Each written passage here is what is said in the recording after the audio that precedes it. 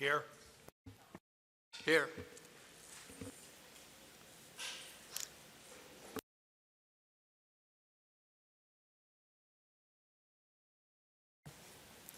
Now the Pledge of Allegiance.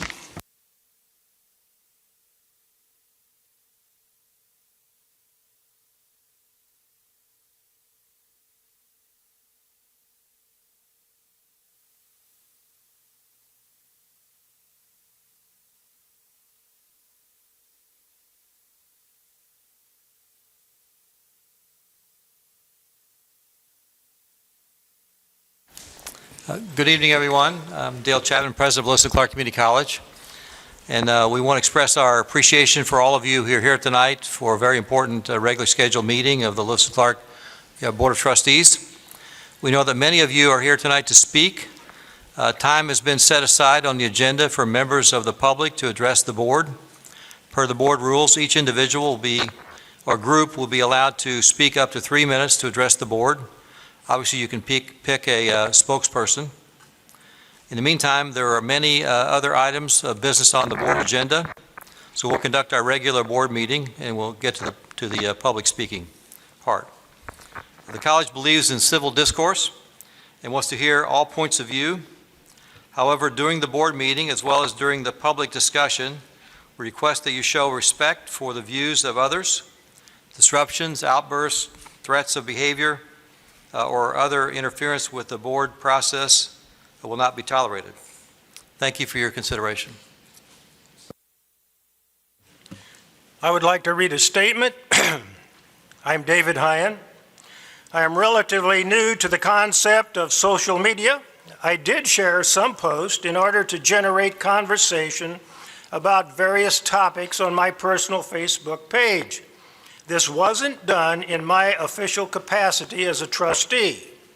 This is now being used as a distraction by a small faction of people who are not happy that I have asked tough questions as a trustee and sought to hold the administration accountable and provide transparency in the spending of tax dollars. Despite these attempts by this small faction to distract the public, our board will continue on our efforts to bring an unprecedented amount of fiscal transparency to Lewis and Clark Community College and support the efforts of the administration to make Lewis and Clark the best community college in the state, providing top-notch education and job training to our students while being fiscally responsible to the taxpayers of the district. Lewis and Clark faces some very real challenges. We have over $130 million in long-term debt. Enrollment is declining by an alarming rate.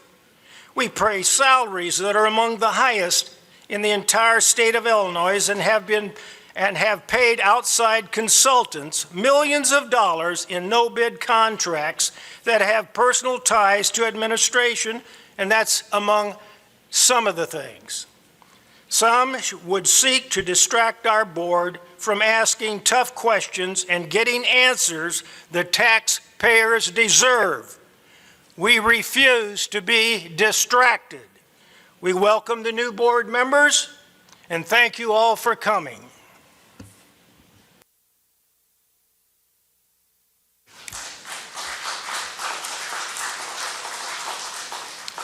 The next item on the agenda is the omnibus agenda. You want to say the omnibus agenda is presented for a vote. Is there any item? That's mic interference.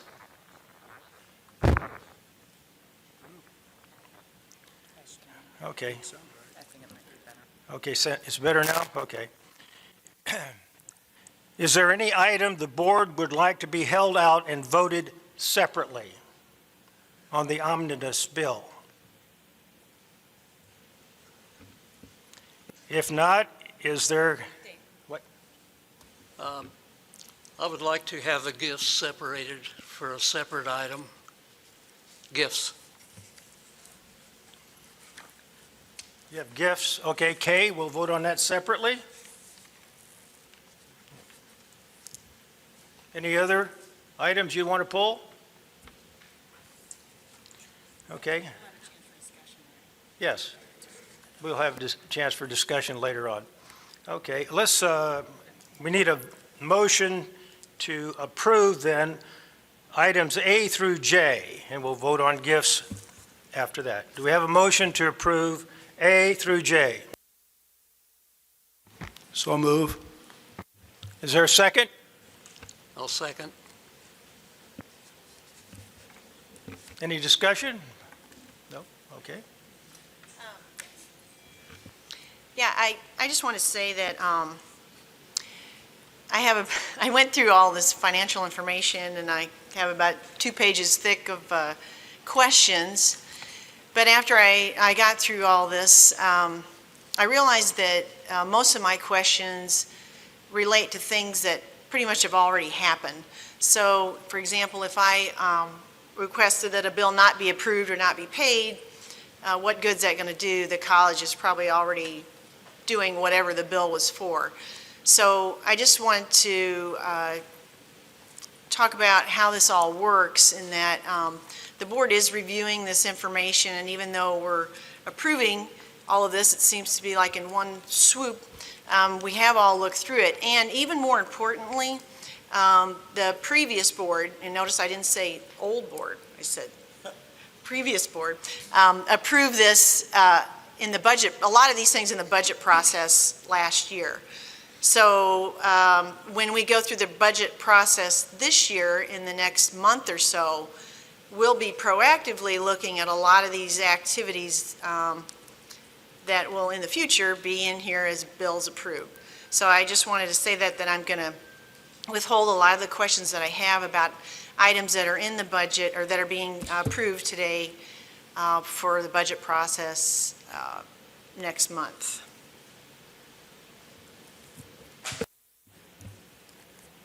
Any other discussion?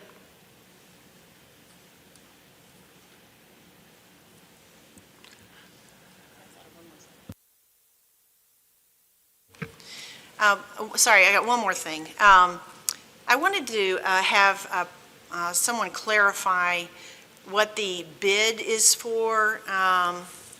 In here, there's a bid that you're asking us to accept for Camp Electric. And I just want it to be part of the public record, and I want it to be in the minutes, because this is a big thing. It's for $341,000. And so if President Chapman, if you would just clarify for the public what this is for, where the money is coming from, and how you feel about this project. Yeah, so in your board packet on page 49, the bids are listed there. And we're required to take bids for projects of this size and scale for this purpose. The funds come from the Public Health Life Safety Funds from the college, our bonding funds for public health life safety. It's the low qualified bid. You can see there are 3 bids there. It's the low qualified bid. And this is for lighting, for pedestrian lighting in the Wade area and Central Campus area. We have students here from 7 in the morning until after 10 o'clock at night. So certain areas of the campus, of the Godfrey campus, are dark, and so this is a way of protecting our students and giving people a little more security around campus at night, which we obviously want to do. Thank you. Any more questions?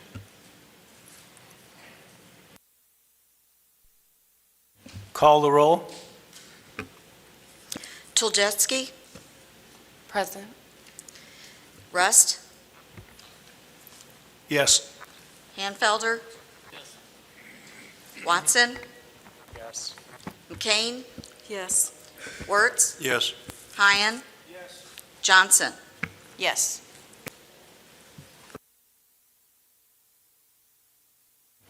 Now we have item K. Do we have a motion to approve item K? I'd like to make a motion that we carry that item over to the next regular meeting in June for further discussion. Is there a second to that motion?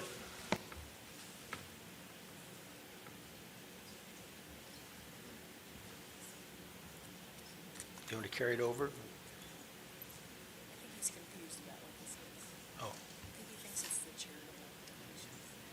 Oh, okay. I think these are gifts that people give to the college, right? Yeah, okay.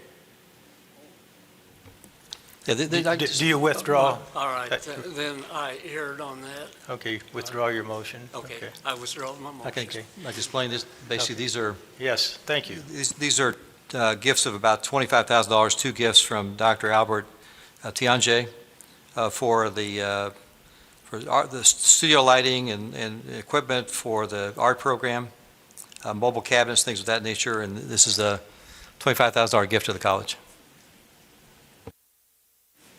Is there a motion to approve receiving the gifts? I It's move we item approve K. those gifts.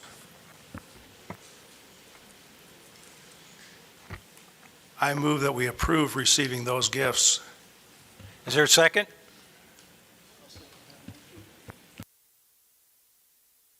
Motion's been made and seconded to accept the gifts. Those in favor, will call the roll. Chulgetsky, Yes.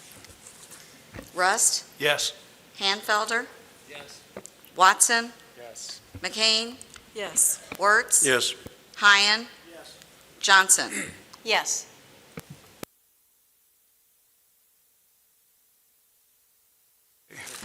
Next item on the agenda is the information items. Dr. Chapman, would you like to address that? Everything on the information items are as listed in the board packet, and we have tonight as our guest presentation, Dr. Dennis Krieb, who's our Director of Institutional Research, for a presentation about a keynote address that he made on behalf of the Carly at the University of Illinois. So if Dennis is here, Dr. Krieb?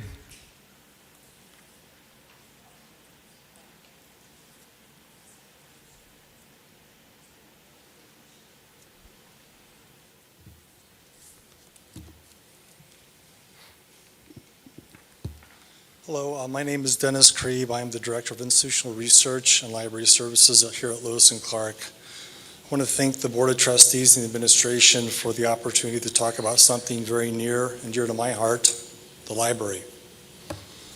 At its most basic level, the concept of learning analytics is about collecting and analyzing data to learn about learners and their environments. Though higher education has been using data gathered from learning analytics for several years, academic librarians are just now discovering how learning analytics can be applied to their libraries. Since 2016, Read Library has been tracking students that attend library instruction, ask a reference question, or check an item out of the library. The only other known academic library in the nation that's doing this is the University of Minnesota. So there are two libraries doing this research. Our ability to track students that interact with our libraries provided correlational evidence that shows the positive impact of library services on grades and retention. For example, Lewis & Clark students that consult with one of our reference librarians about a classroom assignment have a 66.2% retention rate. For those students that go to a library instruction class, their retention rate is 60.9%. The overall retention rate for students at Lewis & Clark is 54.5%. In terms of grades, a student that consults with a reference librarian for an English class assignment increases their chance of getting an A, B, or C in that course by 19.4%.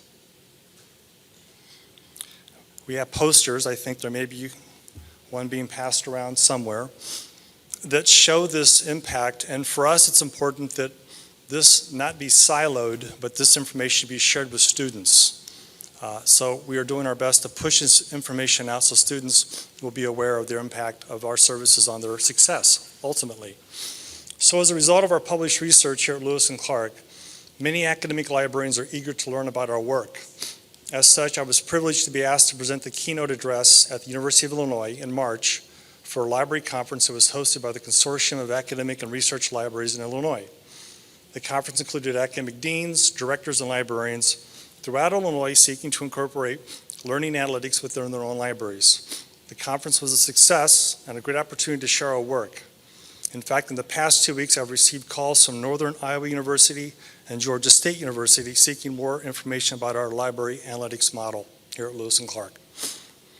In closing, I'd be remiss if I didn't recognize our great library staff that make this happen, our technology infrastructure, and the institutional support that makes possible the library analytics research that we do here at Lewis and Clark. Thanks to them all.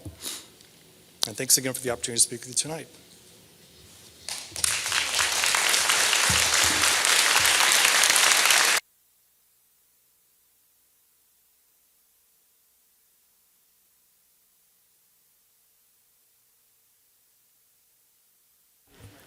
We'll go on to discussion items now.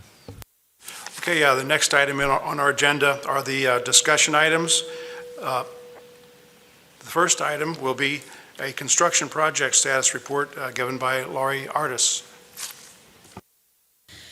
Just a bit of an update on the construction status project. It is on page 11 in your board packets. The George C. Terry Riverbend Arena project is underway. We now have taken over the second floor, trying to be respectful of our dental students who are still completing classes and clinicals on the second floor throughout the summer. We did a walkthrough yesterday. The gym floor has arrived today, and it needs some time to get acclimated to the climate. That'll start being installed in the next couple weeks. In the meantime, the gym is undergoing all of the painting, and the second floor demo, as I mentioned, is underway as well. The crews are working on HVAC and some of the plumbing as well. We did discover some water infiltration issues that are new with last week's wet weather, so we're going to have to look into that, and we expect some pricing on that to come forward as well. On the foundation improvements project, we're still waiting for approval from CDB, but AAIC is working on the bid package, and we expect to have that to the board here this summer still, with the idea of getting that water infiltration project completed started this fall. And then, Julie, to your question about the campus site lighting project, it's here in this report, and that was a project that the board approved in January. That bid that was approved tonight will allow us to get started on that immediately.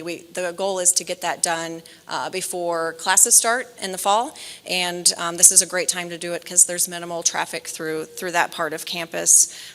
So with your approval tonight, we'll move forward on getting that completed. I do just want to note that bid came in a little less than $100,000 over the budget that we had set aside for that. So we were pleased with the bids we received. And I just want to make a note that our grounds crews and maintenance and custodial are working very hard this week getting everything ready for commencement tomorrow night. So any questions?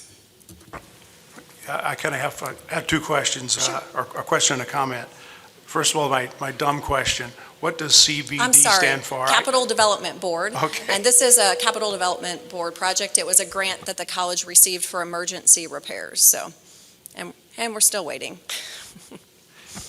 And the other thing was maybe in the future, you could put down what the estimate was for the project and Sure. what the expected actual is going to be or something like that. Absolutely.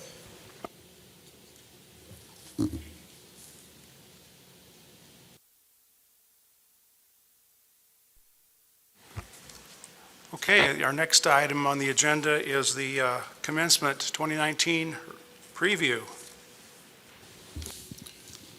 Good evening. As Laurie mentioned, commencement is tomorrow evening. It will begin at 7 o'clock in the Hathaway Theater. Our guest speaker this year is Dr. Brian Durham, the Executive Director of the Illinois Community College Board.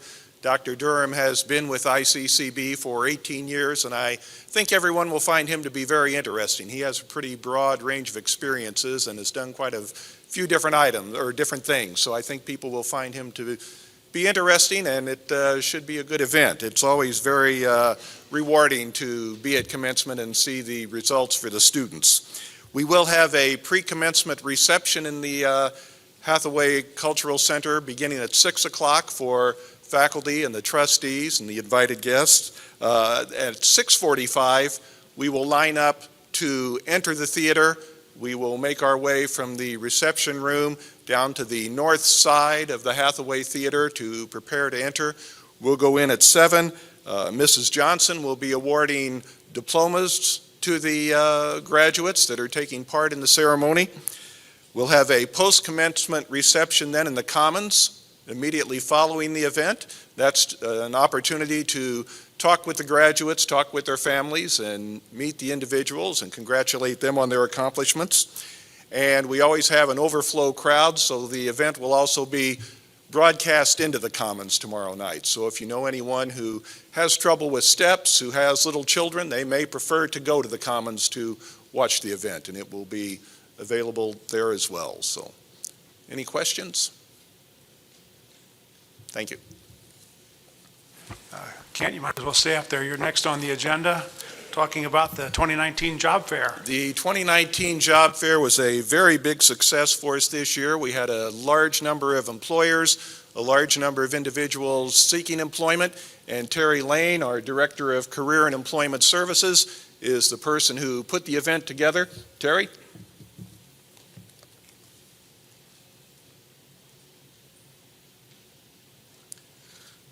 Okay, hello everyone.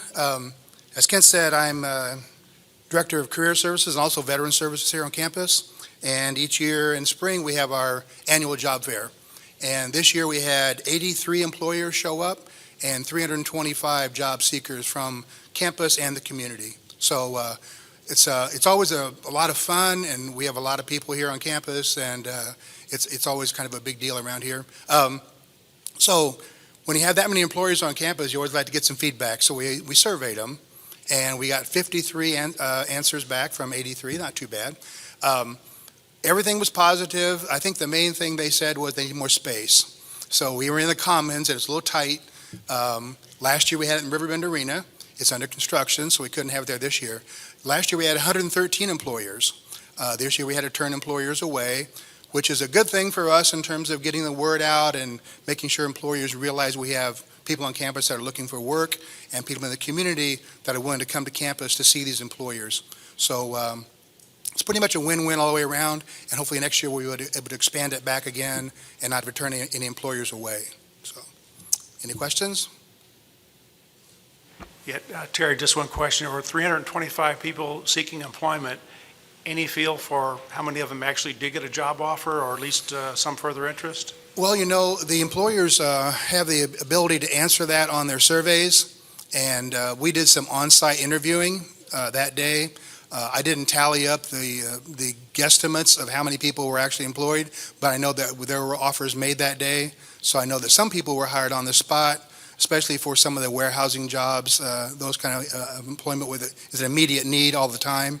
They have several hundred jobs right now that are open and unfilled down there. Others were screening people for interviews later. So. Thank you. Good job.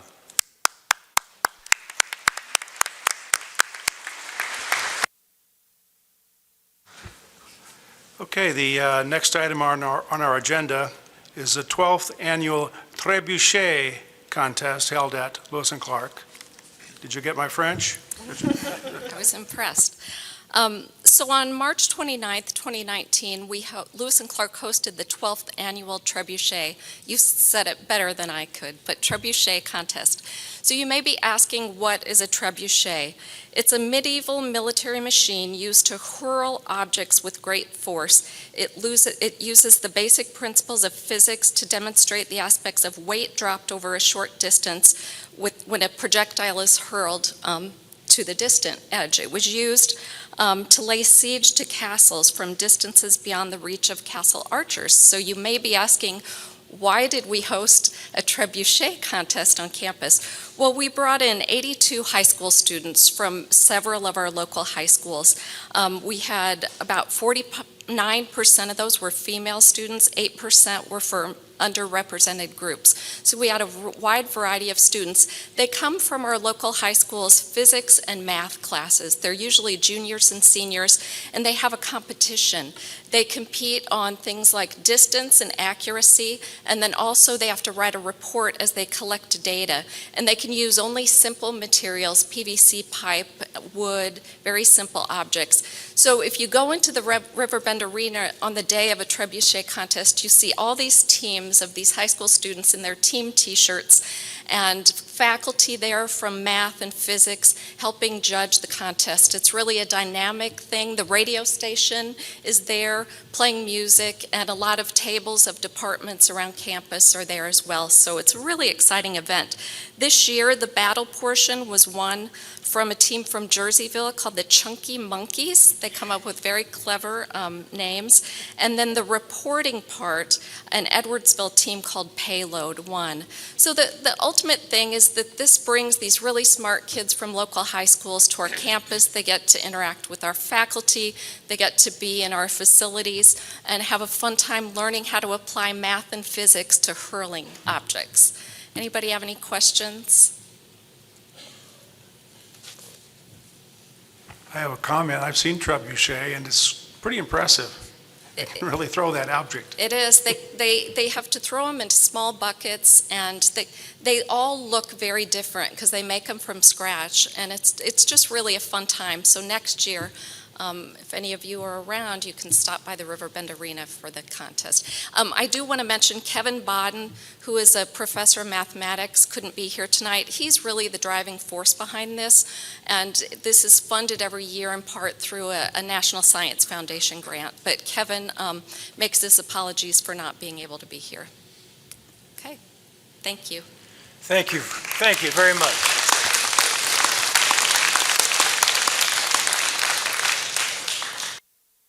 The next item on our agenda is the discussion, or we'll see the existing contractual obligations in excess of $200,000. And Dr. Chapman, I think you want to address the board?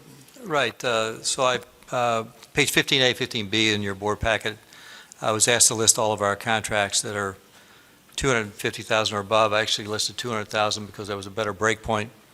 And, as you can see from the board packet, some of these are obligations, contractual obligations that relate to technology, such as Blackboard and Ellucian. Some are ICCB grants where we receive funds for program services and are contractually obligated to complete the scope of work and fiscal management of those projects. Others are from private foundations like McKnight or the Walton Family Foundation. Some are contractual contracts or insurance contracts for construction, another type. Various purposes, and they vary widely.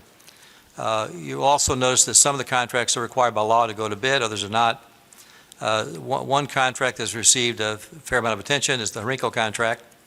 It's a think tank group that we've contracted with for several years, I think since 2008. It's a very interesting contract because it's designed to structure college opportunities, and it also has been aligned with the revenue streams for the college. One of the main purposes going forward is to target their expertise on the rural mission of our district, Calhoun, Greene, and Jersey counties in particular, defining as the lower Illinois River Valley project. And presently, we're waiting to hear back from USDA for a $45,000 grant that provides funding for baseline condition assessments. If you look at Greene County, for example, the peak population in Greene County was in 1890. They had 20,000 people in 1890. There's about 13,422 people in Greene County now. About 65% of the people, according to RICO, are leaving the county for work. Farms are getting bigger, require less people to work on farms. So what are the other 13,000 plus people going to do in terms of their economic viability? So technical skills, infrastructure issues, all broadband, kind of issues are all part of what this is about. We're working with the Illinois Electric Cooperative, Farm Bureau, Land Trust, University of Illinois Extension, also working with the Jersey County, Kansas City Southern Rail Logistics Center project. And it's a $252,000 contract. We expect it to far exceed that in terms of revenue brought back in, and aligning our technical career programs with the rural needs of our district. Appreciate the opportunity. I did have one other question, and it's just my ignorance, I guess. On the contracts, I didn't see anything there about health insurance payments. I mean, I know we pay rather large amounts for health insurance, and I know we're self-insured, right? How does that work? Yeah, I think they're in there, Just and maybe- we're going to have another agenda item in a second here on health insurance, but Yeah, they're listed in the contract there, under 15C. But we're going to have a fairly okay, full-throated, maybe it's just a nomenclature. I don't see anything, I mean, I see a lot of categories of insurance, but I don't see health insurance. I see health insurance is should be. I see commercial general liability, property umbrella, commercial property, athletics liability, and truck driving program. Oh, I see. So it's a Cigna payment, not a USI payment. But we're going to have another board item where we're going to talk in Okay, detail about that. We can cover it then.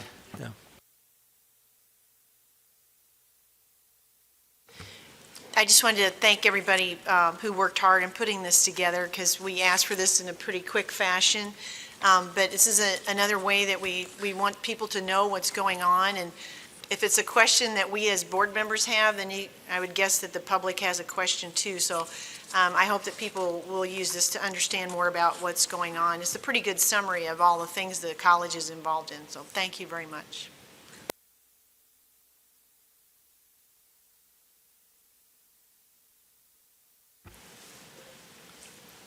Okay, the next item on our agenda is action item A, request Chairman David Hine to resign as chairman and as member of the Board of Trustees of Lewis and Clark Community College.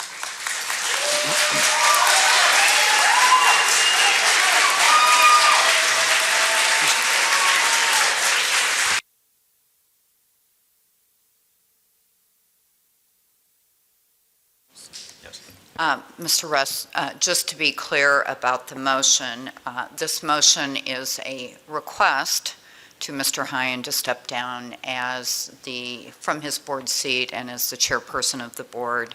The board does not have the actual authority to remove a board member, and Mr. Hine was just elected to a 2-year term.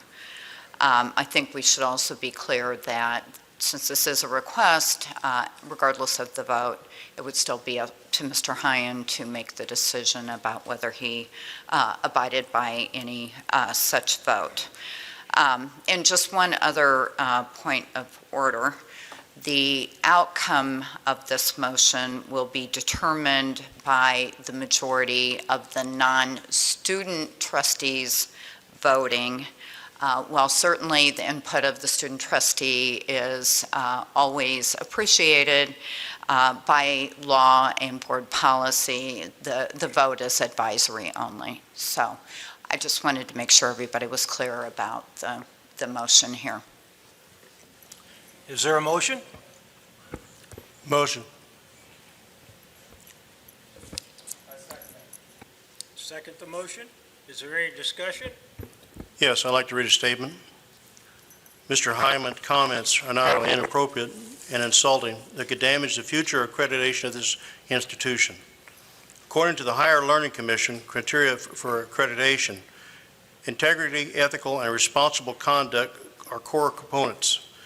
On 2A, the institution operates with integrity in its financial, academic, personal, and auxiliary functions.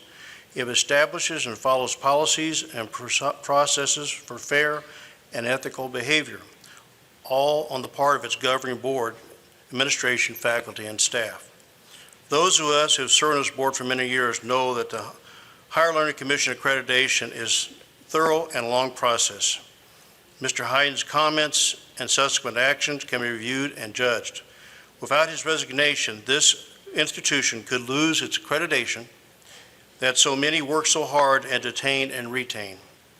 Also in the Higher Learning Commission's criteria is, I quote, the institution understands its relationship with its mission and diversity of society. The institution addresses its role in a multicultural society.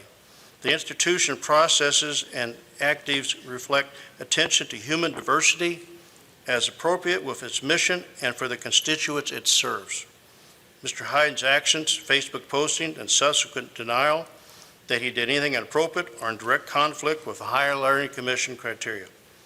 We cannot have the leader of this board in direct conflict with the Higher Learning Commission. If this institution is important to Mr. Hyden, and I'm assuming as it once was, he should resign from this board. Thank you.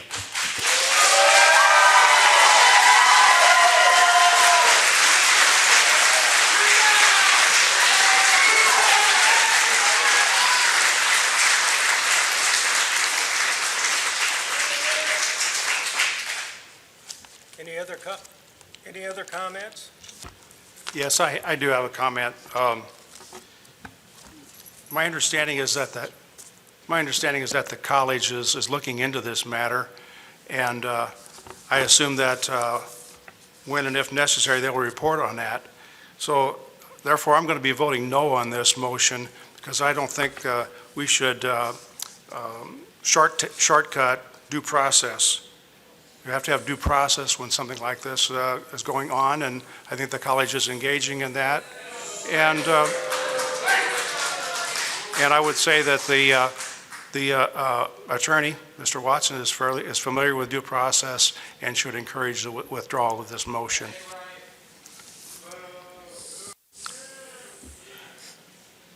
We need. Are there any comments? Yeah. Yeah, I'd like to make a statement. I'm David Hyen's friend and colleague. It saddens me to see people trying to destroy his character for political purposes. We need decorum here, please. I have a right to say my piece. I asked my fellow board members, do you really know who Dave Hyen is? You know he's the one who asked many questions of the administration over the last few years. He's the one who generally votes no. He's the one asking why so much debt, why such high salaries.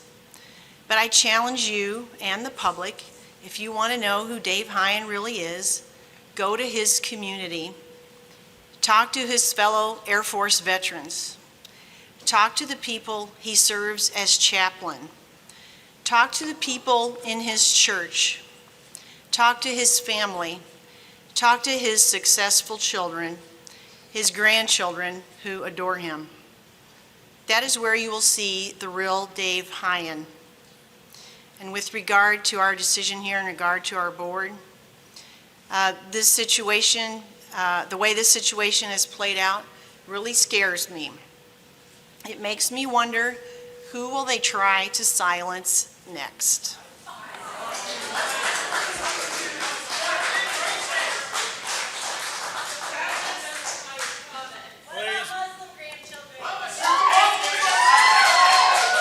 Have them taken out. Security, would you please take care of this if they're not quiet?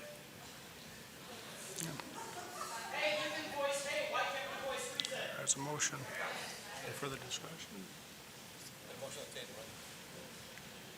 Any other discussion? I would like to make a statement.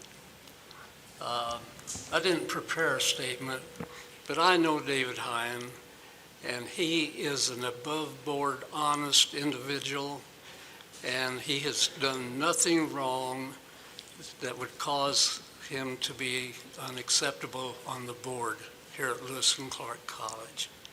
And I think it's just absolutely nearly criminal that there are people who are trying to damage his personality and his personal self. He's a great man, and he'll do a good job on this board.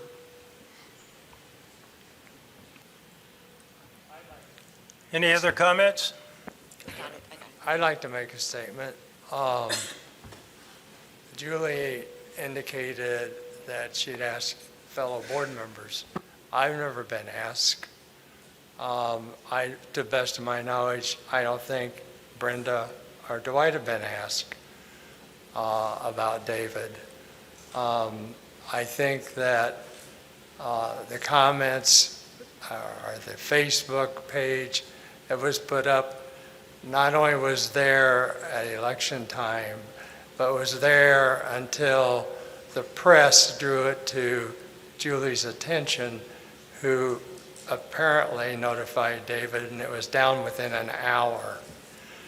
So the other thing that kind of puzzles me is the press release that David gave to the St. Louis TV station.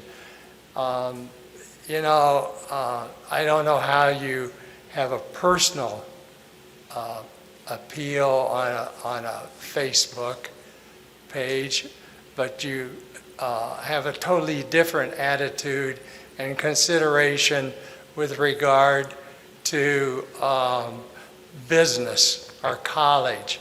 What do we do? Flip a switch? So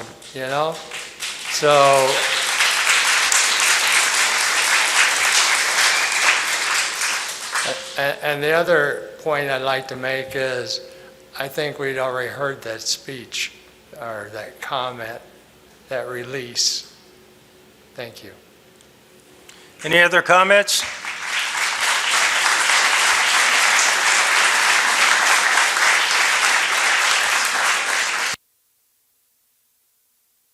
Roll. Tulgetsky, Yes. Wertz, Yes. Watson, Yes. McCain, Yes. Hyen, No? Johnson, No? Rust, No. Hanfelder. No, The motion failed. The next up. Okay, the next item on our agenda is modifying board policies, Section 200, Board and President, and Section 500, Financial Reports. Mr. Chairman? And I'm glad Mr. Russ brought up due process. I just received this packet a couple of days ago, and I need more time to further review these proposed changes. I move to table this action until our June meeting. I must say, what I've reviewed so far, the proposed changes have gotten away from management by staff and more towards board or chairman control. And this is an area that was warned against in board training. I'll second the motion. Motion was made. Is there a second? I He second did, it. he did.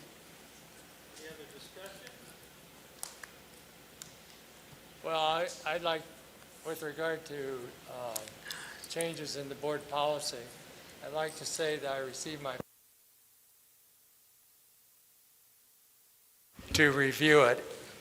I have not had time to review it, having just received it on Sunday morning, which was a day of church and a day of family get-together for Mother's Day. So I think it's only right that this be postponed to the June meeting. Moreover, to the best of my knowledge, only 2 people have worked on changing the board policy. So why not include all of us?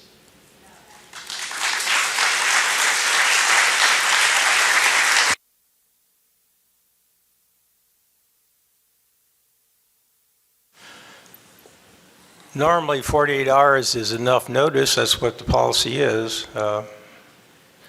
Is there any other discussion? I agree too. This policy matter needs to be put aside.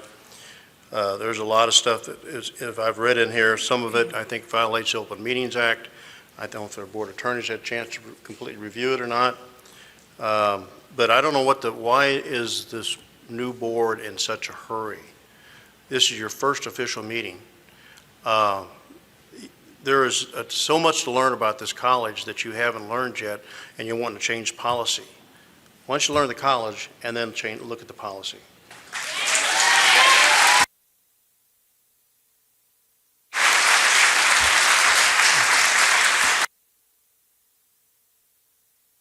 I call for the vote.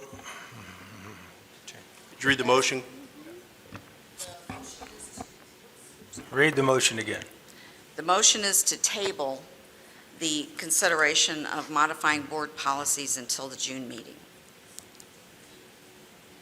Okay? Okay. Is there a vote? I'm trying to call now. Okay, I'm sorry. Tilgetzky? McCain? Yes. Watson? Yes. Wertz? Yes. Hyen? No. Johnson? No. Rust? No. Hanfelder? No. Motion failed. Is there a motion to,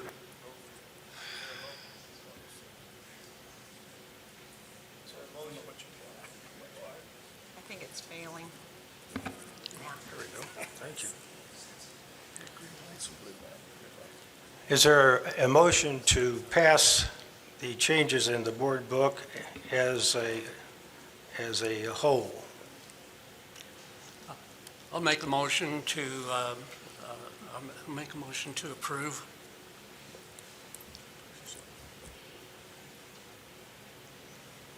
I second.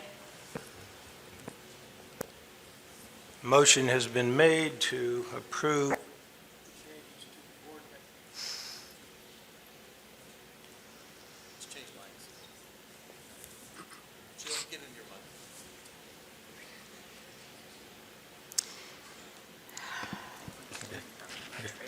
There's a motion to approve the changes in the board book in totality.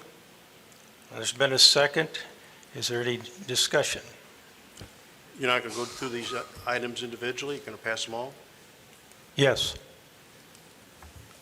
I have a comment on some of the stuff you got in here. Emergency action, an event or emergency situation is not covered by specific policy arises, and you've taken out the college president should take authority if necessary. And you put in there, the board chairperson shall call an emergency meeting of the board pursuant to the requirements of the Open Meetings Act. According to the Illinois College Trustee Board, that would require posting in the paper, 48 hours notice to have a meeting for an emergency. How are you going to respond to an emergency in 48 hours? It's an emergency, it needs to be done now.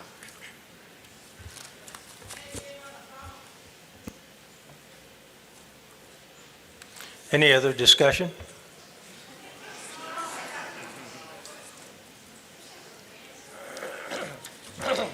It does say, in the event of emergency situations not covered by specific policies. So I think there's a lot of policies that cover that already.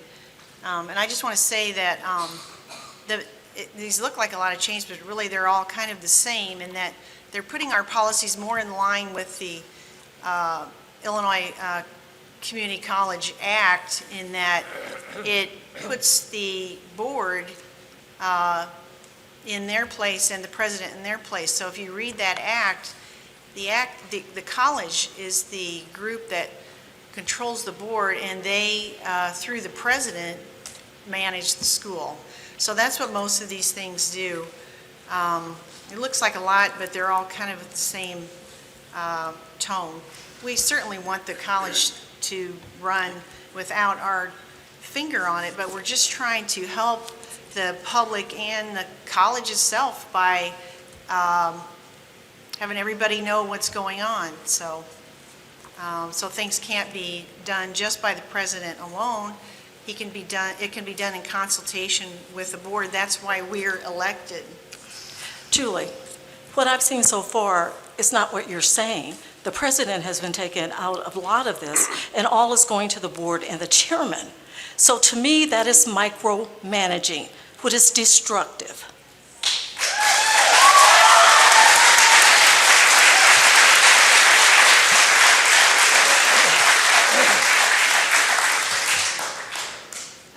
You could see it that way if you wanted to. No, but it's not seen, it's written that way. If you look at it, what I've seen so far, that's why I'm requesting more time to review this. We did not have sufficient time to review it. And I am requesting more time, and I think this board should be allowed that. And there are a lot of areas. No, you cannot say that there has been little taken out. It has not. There's a lot of areas that have been removed from here, and especially management of this institution should not be done by us. That's what we hire a president to do.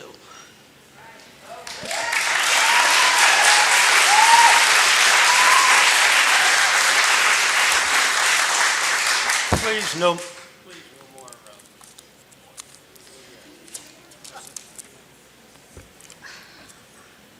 One other thing you brought to my attention, in the absence of the president, the chairperson may designate an acting chief during chief executive during any temporary absence from the college. I think Dr. Chapman would know more who should be in charge if he has to leave this campus than the chairperson.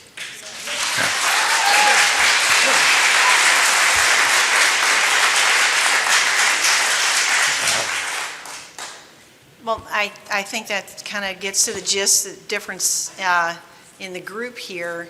We feel that the board needs to oversee what the president is doing and delegate authority to him.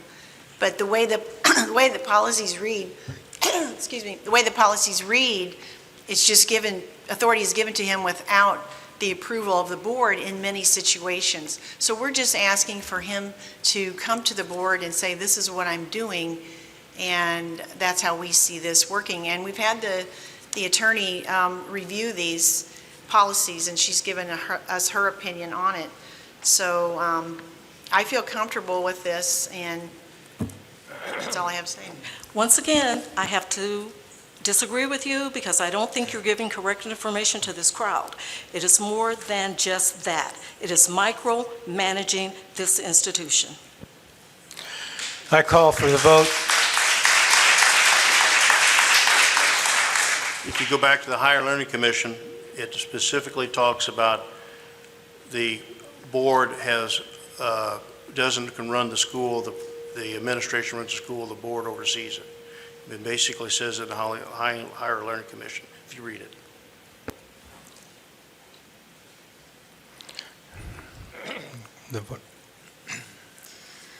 Tulgetsky, No. Hanfelder, Yes. Johnson, Yes. Rust, Yes. Watson, No. McCain, No. Wertz, No. Hyen, Yes. Motion carried. Next item. Next item on the agenda is to reinstate the administrative employee agreements with an expiration date of June 30th, 2019. Do I have a motion to reinstate the administrative employment agreements with expiration dates of June 30th, 2019? So move.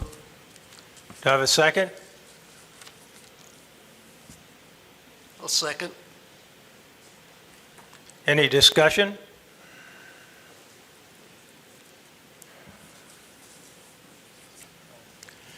No discussion, I call for the vote. oh, I thought he was, okay. Tulgetsky, Yes. Rust, Yes. Hanfelder, Yes. Watson, No.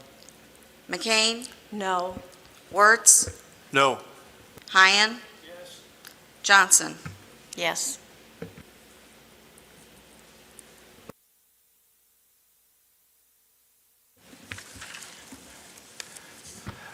Okay, the next item on the agenda is item D, as in dog. Authorize the president to prepare new one-year agreements for certain managers and directors and two-year administrative employment agreements for the extended cabinet, the HR, Human Resources Director, and the Director of Security. Do I have a motion to approve that? I'll make a motion. I'll second that. Any discussion? Yes, With regard to this item, I would like to point out that I don't see how this board could recommend to these employees that they ever sign a new contract. The contract they have and was approved on April 9th is a good contract. You're asking them, the employees, to reduce the contract from a 3-year to a 2-year. You're asking these people to give up severance pay. You're asking these people to become subject to dismissal at will, employment at will, which means that shortly after they sign a 2-year contract, you can fire them for no reason. We talked about due process a while ago. Well, let me tell you about due process. Due process isn't taking away people's rights, and it isn't taking away their job without telling them why, or explaining to them why it's necessary.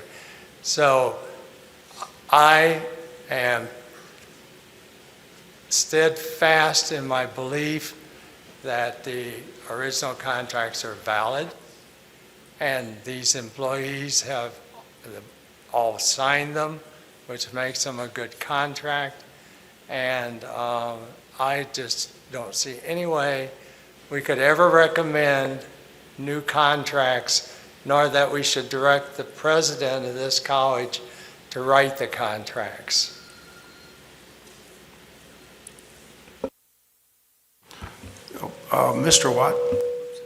Mr. Watson, you seem to know a lot about the new contracts. How is that? They don't exist yet. But I know what you're planning to do, I've heard.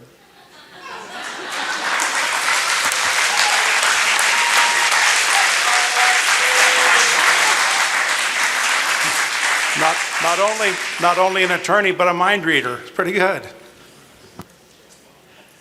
I call for the vote. Are there any more comments? No. Yes. Rust, Yes? Hanfelder, Yes. Watson, No. McCain, No. Wertz, No. Hyen, Yes.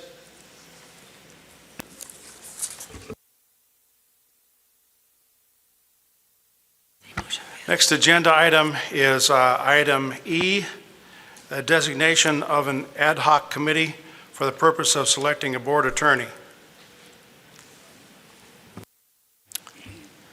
Do I have a motion to approve that designation of an ad hoc committee for the purpose of selecting a board attorney? I'll make a motion to approve. A second? Who will be on this? Any discussion? Who will be on this committee? I haven't appointed anyone yet. We need to address this, then I can appoint. Thank you.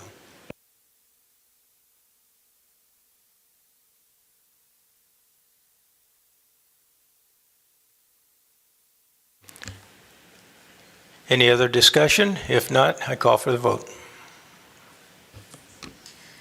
Chiljetski, Yes. Hanfelder, Yes. Rust, Yes? Watson, No. McCain, No. Wertz, No. Hyen, Yes, Johnson. Yes. motion carried. Next item. You want me to appoint him? Okay. I can do it now. I can appoint. I would appoint Mr. Hanfelder and Mr. Rust, 2 people. 3 people get together, you have to register for like it's a board meeting, so just 2 people on it. Chairman, do you think it'd be a good idea to have a board member that's been on the board for many years and is an attorney? that has knowledge of the workings of the school? Don't you think that'd be a good idea rather than have two new board members? I'm not sure. The previous board has certainly been free with public money. You've allowed the president $60,000 a year in travel expense, and so I think the new board members are well aware of the workings of this college and what's been going on. Thank you. Call for the vote. What? There's no vote. I've appointed him. I'm sorry. Okay. Next. Okay, next agenda item is the Rank and Promotion Committee recommendations. That would be item F on your agenda.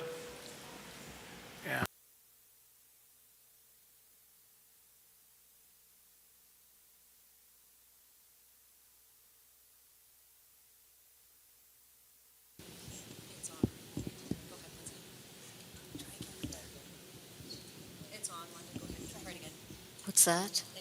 Oh! Hello, I'm Linda Chapman, Vice President for Academic Affairs.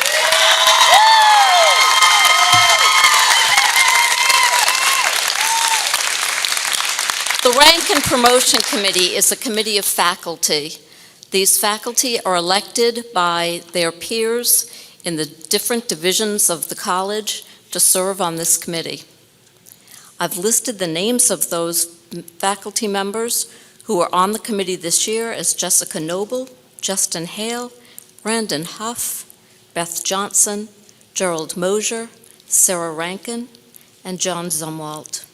These committee members were asked to review the applications for promotion among 4 possible ranks of instructor, assistant professor, associate professor, and professor.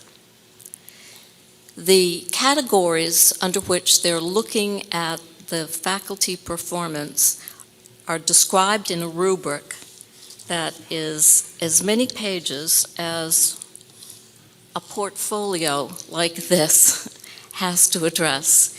Every faculty member who applies for promotion has to complete an application in the form of a portfolio. These portfolios are voted on by the faculty members of this committee. This year, they have recommended that 10 candidates who applied for promotion should be promoted in their ranks. And then in addition, we have 2 faculty members who received an automatic promotion, John Zumwalt, who was hired as an assistant instructor, and Tiffany Cosador, who was also hired as an associate instructor, are now promoted. This committee is completely managed by the faculty. They do a workshop in the middle of the academic year to demonstrate what a successful portfolio includes. These are well attended, and these were wonderful portfolios. And I bring forward the recommendation of the committee to the board. Do we have a motion to approve? So move. Second. Any discussion? Call for the vote. Tolgetsky, Yes. McCain, Yes. Wertz, Yes. Hyan, Yes. Johnson, Yes. Rust, Yes. Hanfelder, Yes. Watson. Yes. Motion approved.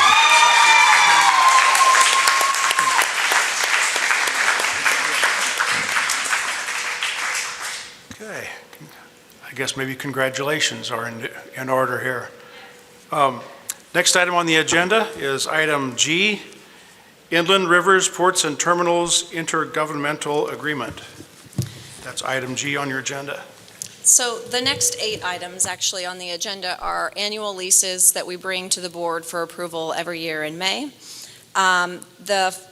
I believe every board member has received copies of these agreements in their packets for review, and I'll just try to give you some highlights. If you have any questions, I'll answer those. The first one is the Inland Rivers Ports and Terminals. It's actually an MOU that we have with this group. They utilize one office located at the field station, and according to our agreement, pay a $3,000 annual fee. They have been a tenant since 2014.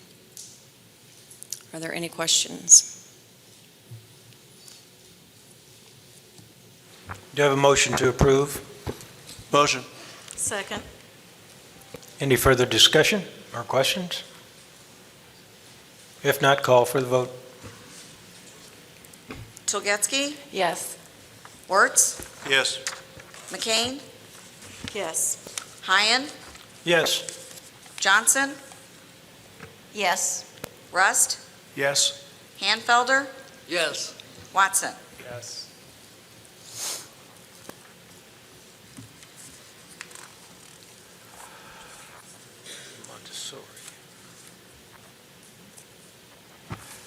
Next agenda item is item H, Montessori Children's House Agreement. And Laura, you're still up there, right? Yes, Okay. yes, you're going to see me for a little bit longer.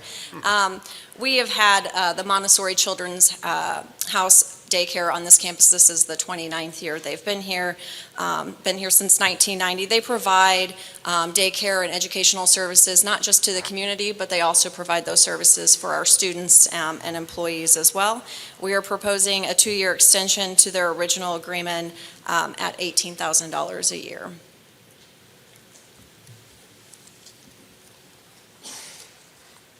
Any further discussion or questions? Oh, you need a motion to approve, I'm sorry, okay. So move. Is there a second? Second. Okay, any discussion or questions? Yep, If- I'm sorry, Lori, I did have one question.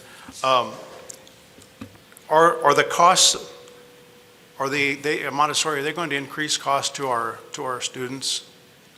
I'm not we're- aware of any increased costs, but it's a fair question. I mean, I couldn't it's- answer that. I mean, we're holding the cost steady for the Right, Montessori right. people. I would hope they would hold it steady for our students. I could get that information for you. Mhm. The idea is to make it available for our students and their children. Call for the vote. Tolgetsky, Yes. Hanfelder, Yes. Wertz, Yes. Hyen, Yes. Johnson, Yes. Rust, Yes? Watson, Yes. McCain. Yes.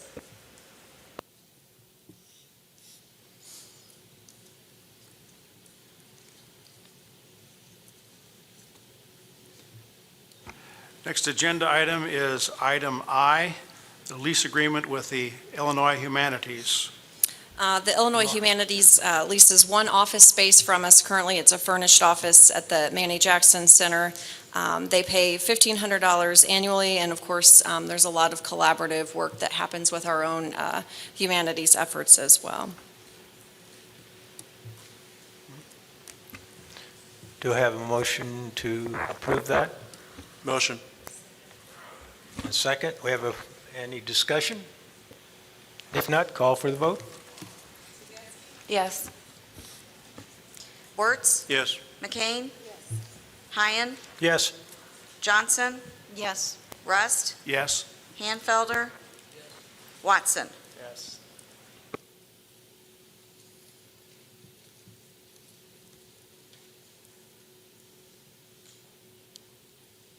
Motion carried. Okay, next item on our agenda is item J, the Memorandum of Understanding, also known as MOU, with the University of Illinois, Illinois Sustainable Technology Center Haskell Hall Space Renewal. And I don't have how many years, but I know this has been multiple years that we've had this MOU with the U of I and their Sustainable Technology Center. They have one office location in Haskell, and we provide that office in exchange for some consulting and technical assistance with our waste audits and our campus climate survey. They are billed for separately for copies and any phone usage. Do I have a motion to approve? So move. Second. Any discussion? Call for the vote. Tolgetsky, Yes. Hanfelder, Yes. McCain, Wertz, Yes. Hyen, Yes. Johnson, Yes. Rust, Yes. Watson. Yes. Motion carried. Next item. Next on the agenda is item K, the mobile unit storage lease agreement. So the college owns and operates a mobile health unit that serves the district with health and dental needs. It's also a valuable clinical space for our students and our dental and nursing programs. We have a storage unit that's located directly across the street here. We moved to that space last year from a larger space in an effort to save some money. We do have to have a climate-controlled environment for this vehicle because of the medications and things that are stored on board. And it is a 40-foot vehicle and requires a certain door height, which we cannot accommodate on campus in any of our current facilities. So we are proposing to continue our lease and renew it. It is $1,020 a month and plus utilities. Do I have a motion to approve? Motion. We have a motion to approve and a second. Any Second. discussion? Call for vote. Tolgetsky, Yes. Wertz, Yes. Watson, Yes. McCain, Yes. Hyen, Yes. Johnson, Yes. Rust, Yes. Hanfelder. Yes. Motion carried. Next item. Okay, next item on our agenda is item L. I guess you call, say it Trio? Trio. Trio? Yeah. Trio Educational Opportunity Center and Trio EOC lease.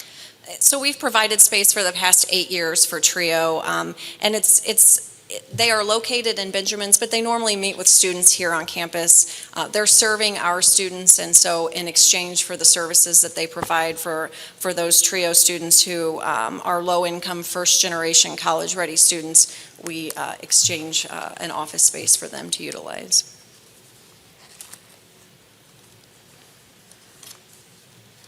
Do I have a motion to approve?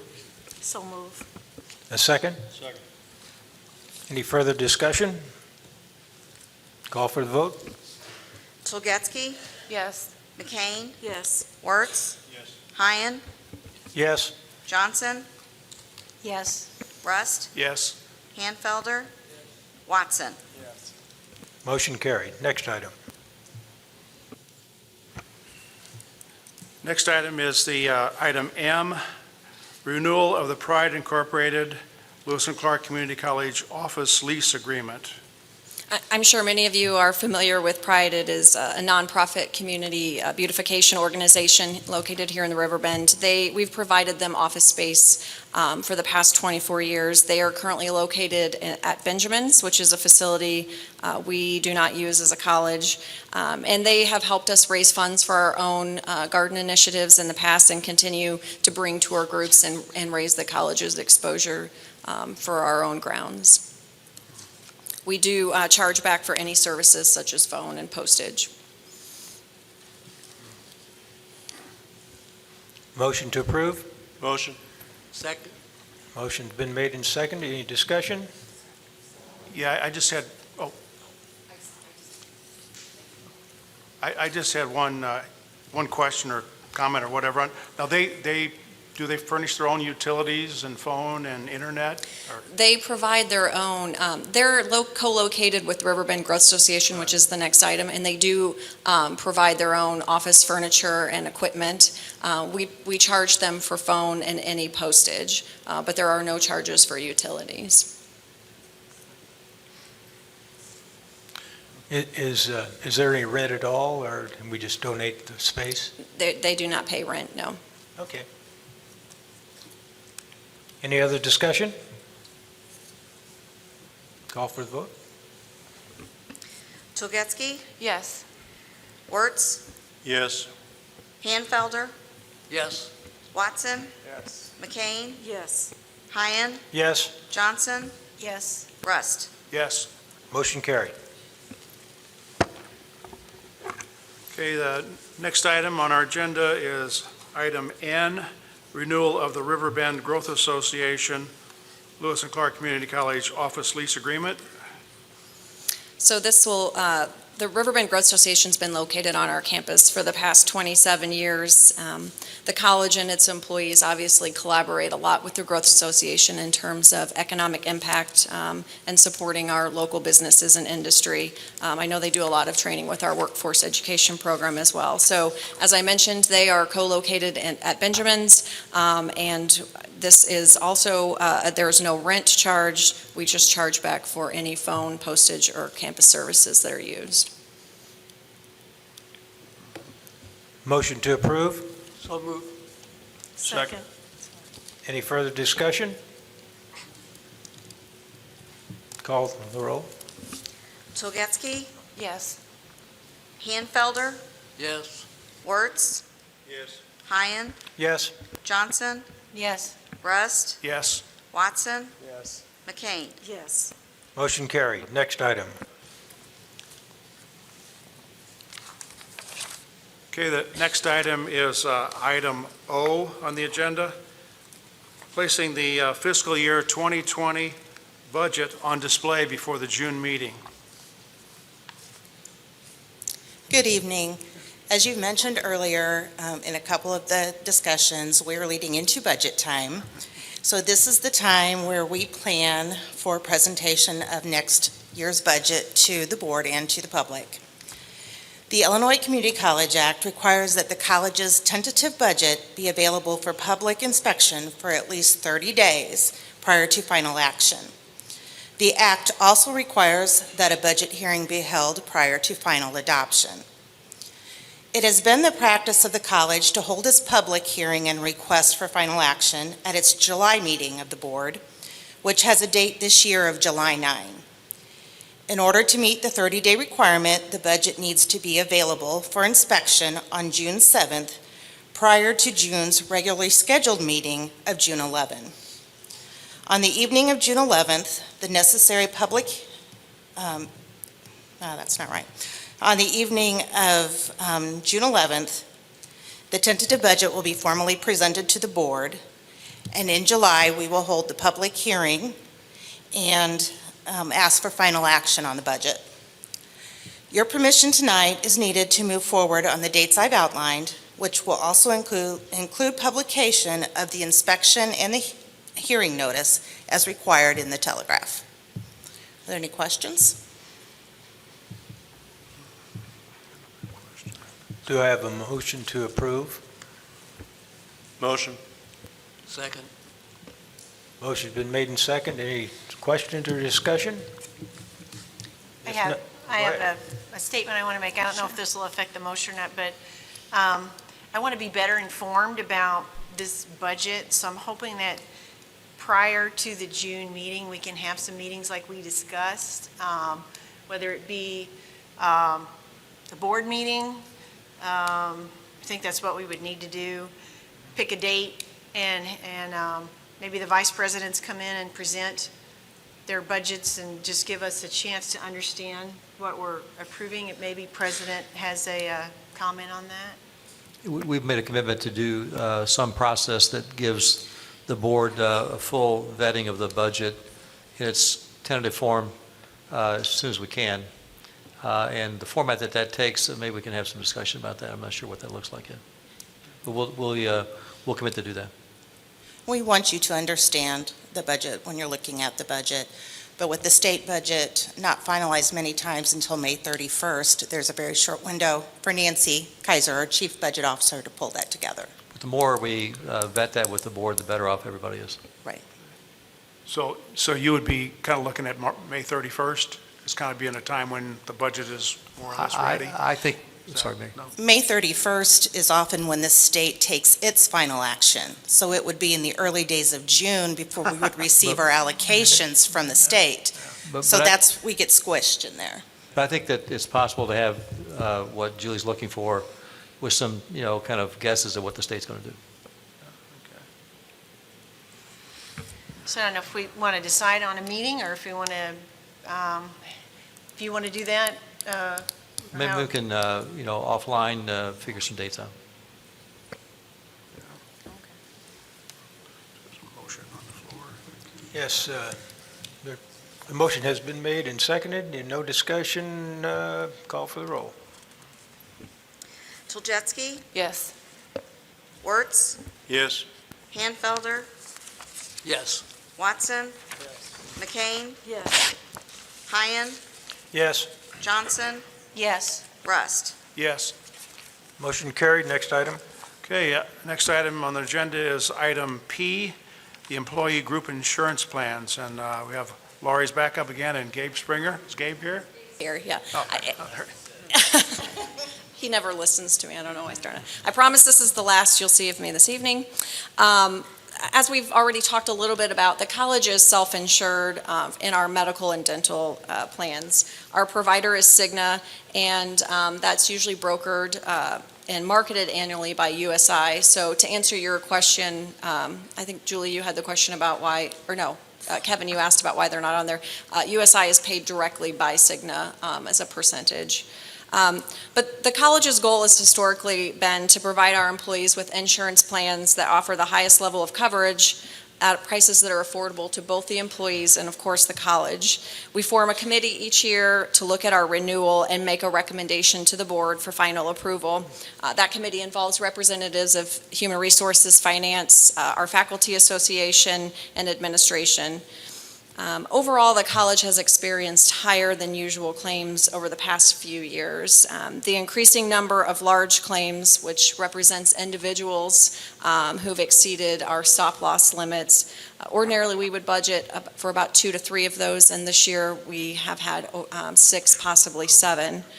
We also have very high utilization of our plans, so these are factors that have been driving up our claims cost over the past 2 years. If we made no changes to our current plans this year, we'd be looking at a 26.9 or 27% increase in just our estimated claims cost alone. So the committee is proposing 2 plans this year that are both designed to reduce the costs, continue to offer high levels of coverage, and provide choice and flexibility for our employees. Option 1 would be our current PPO, which is our preferred provider organization plan, and this plan would reflect no changes in current coverage, but employees would be asked to make, for the first time, a contribution which would be 5% for employee-only coverage. Adding additional families to the plan would remain an expense to the employee.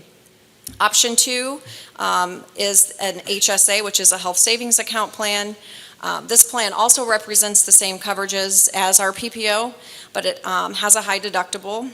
This plan we propose would remain a free option for our employees, for our employee-only coverage.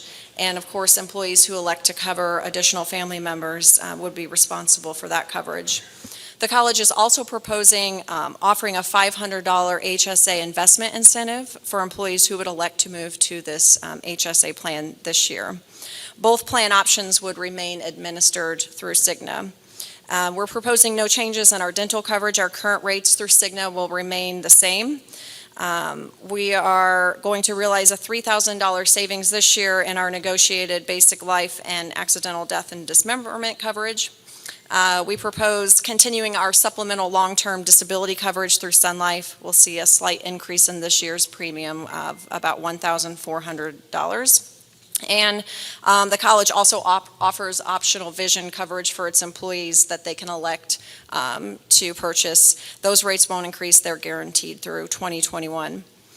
We recognize that the changes that we're proposing for health insurance this year will be major change for a lot of our employees. So our plan is to have 3 information sessions scheduled next week so we can provide them as much information and education as possible so that they can select a plan as we've outlined and proposed here tonight.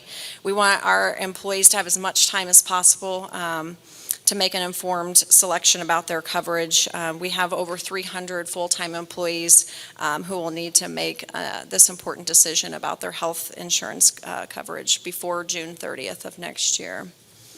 Do you have any questions?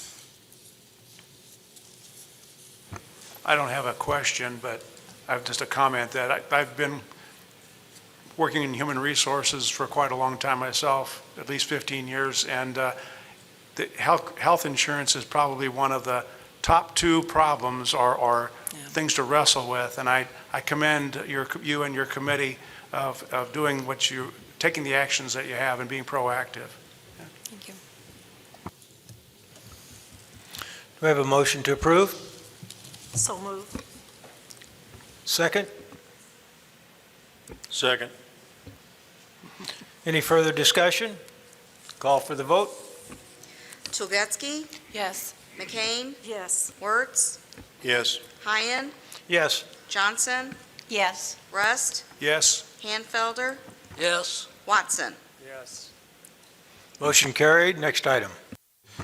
Next item on the agenda is item Q, fiscal year 20 charitable contributions. And I think, Dr. Chapman, you want to address the board? Yeah, so by board requirement, any contributions to charitable groups, I think over the amount of $1,000 are required to be brought to the board for consideration. These are college contributions to organizations like the United Way, for example, and in many cases, these charitable groups give far more to Lewis and Clark students than these contributions represent.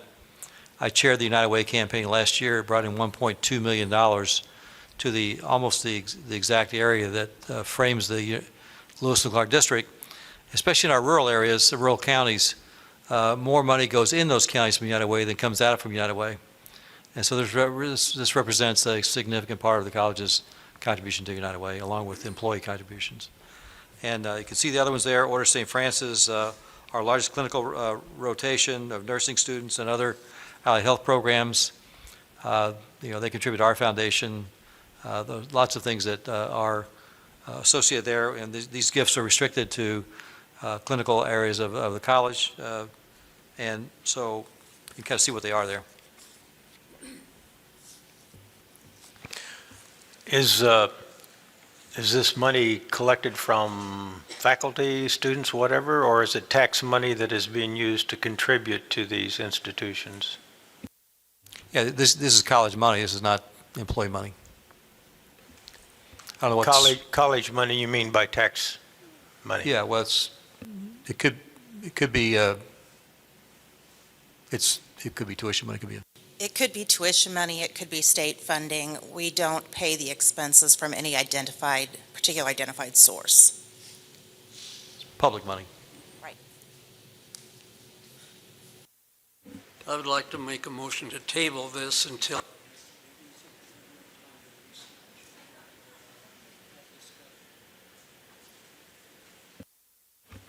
There's been a motion made to table this to discuss it or have more information. Is there a second to that motion? I'll second it. Any discussion? I just think that these should be considered with the budget discussions next time.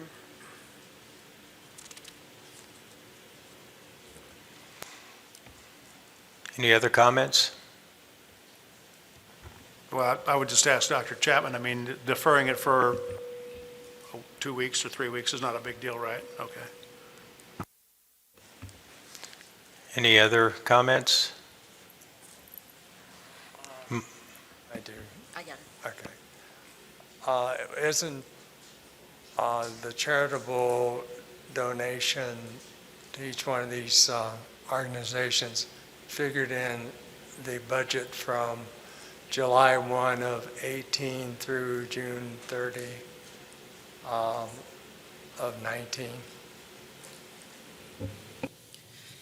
We have already made the payments that were budgeted in fiscal year 19. These would be for fiscal year 20. Fiscal 20. Any other questions or discussions? If not, the roll. Tulgetsky, Yes. Hanfelder, yes. Johnson, Yes. Rust, Yes? Watson, No. McCain, No. Wertz, No. Hyen. Yes. Motion has been made to postpone this till next month's meeting, and it's carried. Next item. Next item on the agenda is item R, Resolution 19-7, Annual Interfund Transfer. Mary? Thank you. The next few resolutions are what I would put in the housekeeping category as we bring fiscal year 19 to a close. Now, part of our process, it's often necessary to make budget transfers between items in the operating funds to bring them in line with actual revenue and expenditures. As outlined in the Community College Act, these transfers cannot exceed in the aggregate 10% of the total of the fund as set forth in the college's final budget. This resolution seeks approval from the Board of Trustees for the college to make these year-end budget transfers as a routine part of its closeout and audit preparation steps. Thank you. Is there a motion to approve? So move. There's been a motion made and a second made. Is there any further discussion? Vote? Childsgatsky, Yes. Rust, Yes? Hanfelder, Yes. Watson, McCain, Yes. Wertz, Yes. Hyen, Yes. Johnson. Yes. Motion carried. Next item. Next item on the agenda is item S, Resolution 19-8, Working Cash Transfer Education Fund. As one of the top 3 operating revenue sources, taxes levied by the district are an important part of the fiscal year revenues. The timing of the receipt of these funds from the counties lags behind the portion of said revenue attributable and recognized in the current fiscal year. The resolution on page 34 of your board book documents approval from the trustees to make a routine temporary transfer of funds from the working cash fund. Such transfer will allow the college to meet the cash flow needs of the education fund until such time that the taxes are received and the transfers reversed. Thank you. Is there a motion to approve the So moved.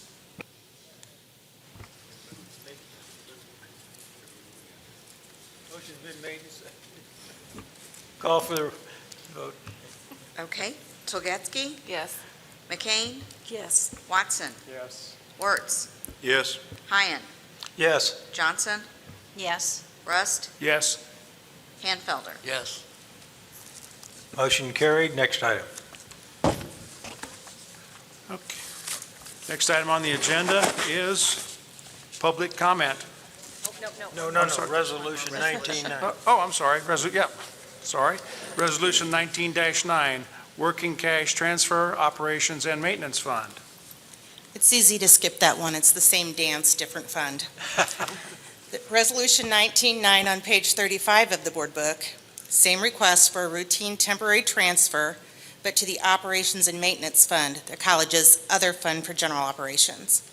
Your approval is requested so that we may meet these operating claims of the district until such time that the monies are received and the transfer repaid. Thank you. Is there a motion to approve? Motion. Second? Motion made and seconded. Is there any discussion? No discussion? Roll call. Childsgatsky, I'm Yes. sorry. Wertz, Yes. McCain, Yes. Hyen, Yes. Johnson, Yes. Rust, Yes? Hanfelder, Wertz, no, Watson, sorry. Yes. Motion carried. Next item. Okay, the next item on our agenda is public comment. And Jill, I think you have something to say? So this begins the public comment period. Thank you for coming as well as for your patience. We know you've all been waiting a long time. The board appreciates the effort that you've made to come to the meeting to share your comments. With that said, in accordance with the board rules, each individual or group will be allowed 3 minutes to address the board. If you're here as a group, we'd respectfully request that you designate a spokesperson to come forward. Also, please limit your comments to 3 minutes out of respect for others who have also been waiting a very long time to address the board. And just as a reminder to audience members who are patiently waiting for their turn, please remember to be respectful of others, even though their views may be different from your own. Thank you.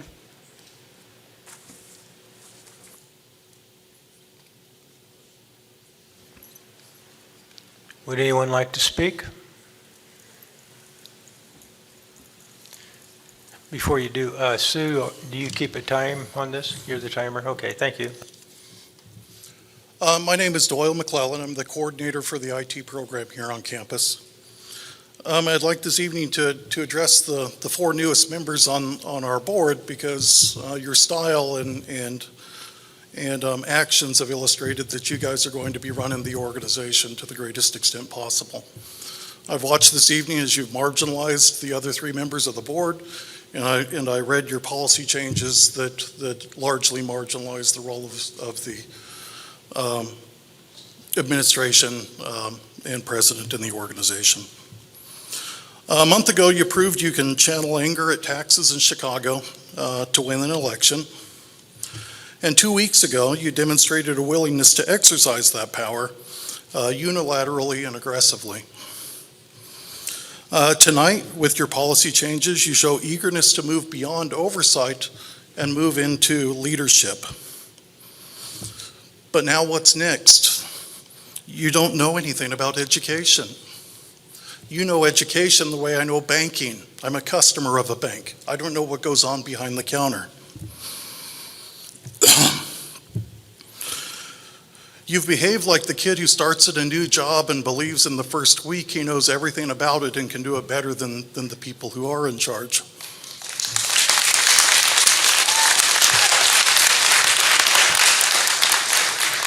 But I know you're not kids, and you're all old enough to know that what you're doing is not right. In 2 weeks, you've shocked the morale of the organization. You've opened us up to litigation. You've brought allegations of racism to our campus. And you've changed yourselves from leaders, or from overseers to leaders with your new policy tonight. We've enjoyed wonderful leadership for many years in this organization.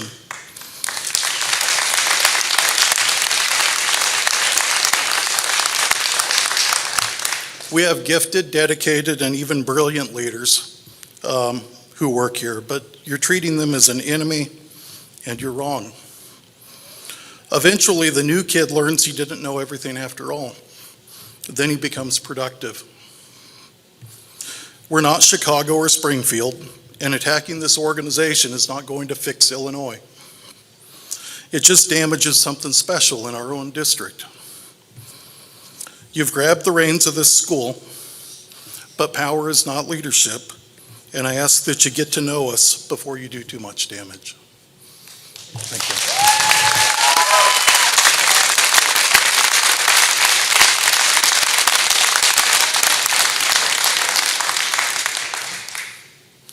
My name's Tom Nerper. I came here for one issue, but I'm going to comment on something very different. First, I want to tell you about my background so you know where my comments are coming from. I hold degrees from Yale University and University of Minnesota. I've served 5 years on the board of a nonprofit that served several thousand people, and a decade on board committees of another national organization. And the process that I watched here tonight was terrible. You would call it shenanigans, to see a lengthy new policy introduced 2 days before a board meeting, to see the new members voting as a block against a simple request for more time to review that policy, to see a chair who presides over an agenda that includes consideration of his fitness. There should have been a temporary chair for this meeting.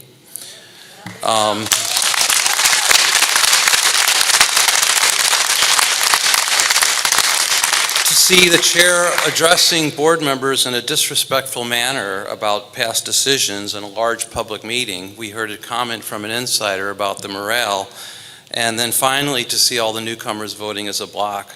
I'm very concerned for this institution and our larger community that these new people are going to do real damage to this institution, a possibility that was raised by Mr. Wirtz. And I really encourage the members of the community, it sounds like people are very well informed here already, but to look into recall mechanisms and to prepare for the next election of board members, because this is not how an educational institution that does important things like training nurses should be run and managed. And if you're new, you need to sit back and learn a little bit from people who have more experience at this specific job description. Thank you for your time.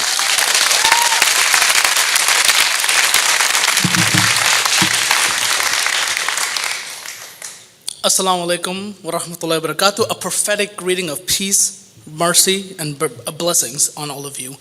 My name is Faizan Syed. I'm the Executive Director for the Council on American Islamic Relations. And when I was a young man, I went to Joplin, Missouri after an F5 tornado hit that town and destroyed 1/3 of the city. I, along with hundreds of American Muslims, went to Joplin and lived and prayed and ate at the Joplin Islamic Center, and every morning we would go out and help in the reconstruction effort of Joplin for over a year.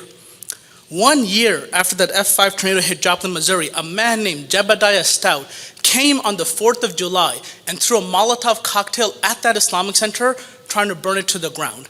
And then 1 month later, he came back during this time in the holy month of Ramadan, and he burned that Islamic Center totally to the ground.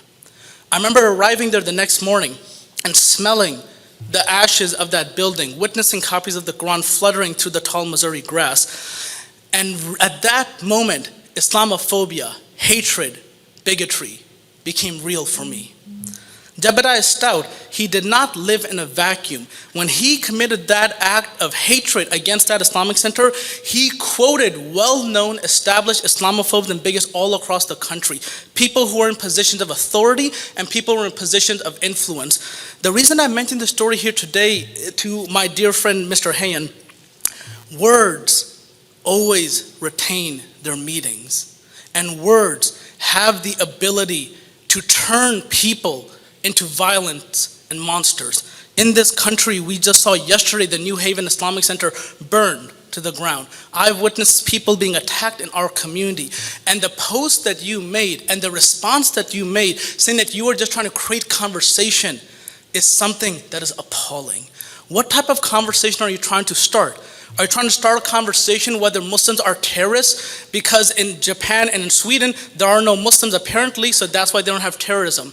Are you trying to start a conversation that the first Muslim woman who's elected in Congress, that she's a snake, that she's trying to overtake our Constitution? Or are you trying to start the conversation that immigrant children who are coming in overseas unvaccinated are the reason that we have measles and mumps in this country? What conversation are you trying to start? These words have tremendous consequences. And in this country, we see the rise in anti-Muslim bigotry and hatred happening all across this country. Many people have said that you have the right to freedom of speech, and I agree. Bigotry, hatred, and racism is freedom of speech. Every man, woman, and child in this great country has the right to say it. But there are consequences to that speech. If I go to work tomorrow and I curse out my boss and he fires me, how many people here are going to say he had the freedom of speech? But in reality, the greater the position that you hold, the more you have to realize that you have a responsibility to yourself, to your community, to your students, and the society that you live in. Today, I came here thinking that I would be upset because of what I perceive to be blatant anti-Muslim bigotry by the chairman. But in reality, I'm actually really saddened for all the employees and the people who work at Lewis and Clark Community College, because I think you guys have a much harder time than I do. Thank you. Thank you.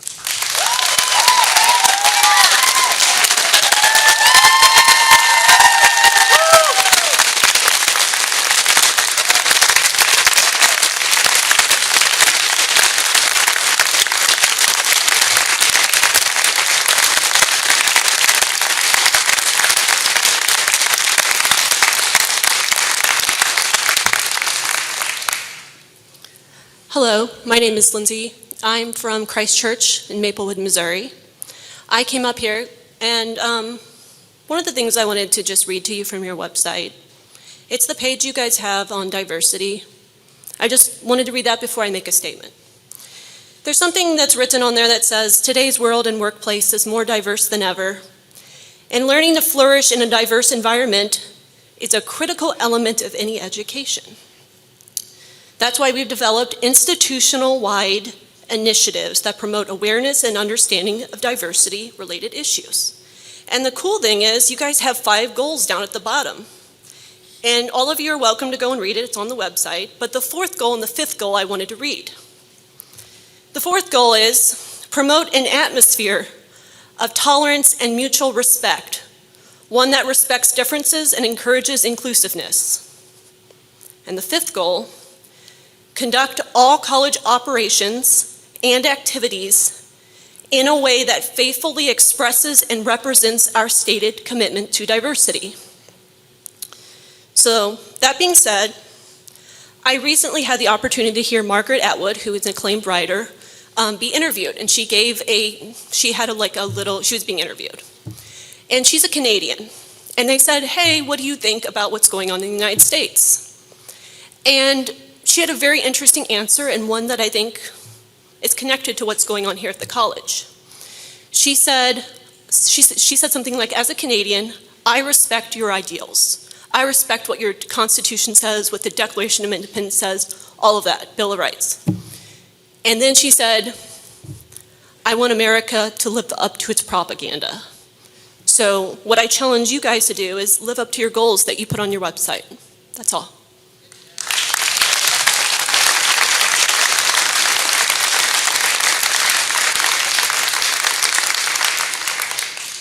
Good evening.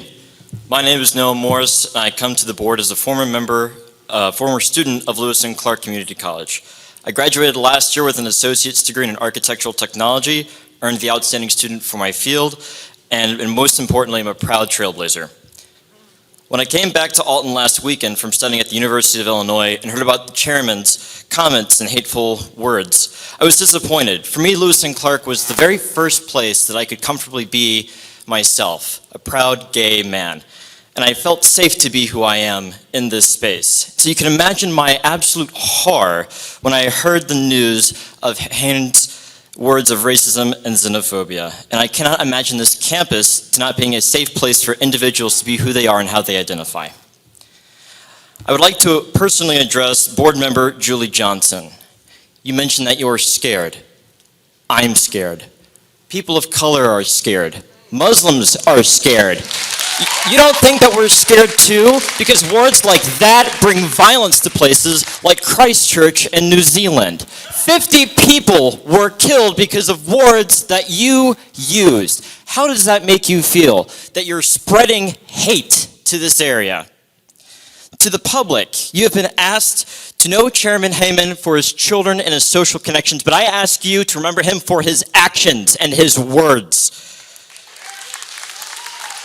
Lewis and Clark has always used the phrase, hate has no home here, so I have to ask Chairman Hand, do you have a home here? Lastly, to Chairman Hand, you used this public statement and you said that it was a small faction of people that were bringing this against you. Look at this room. I don't think this is a small faction of people. This is your staff and your faculty. You should listen to them. That is all I have to say. Thank you.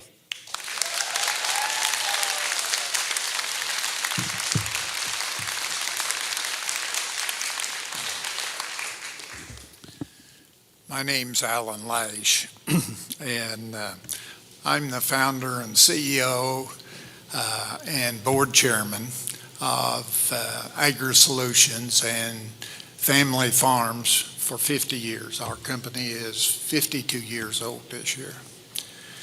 As a board chairman for 50 years, I think I know a little bit about board. This isn't it.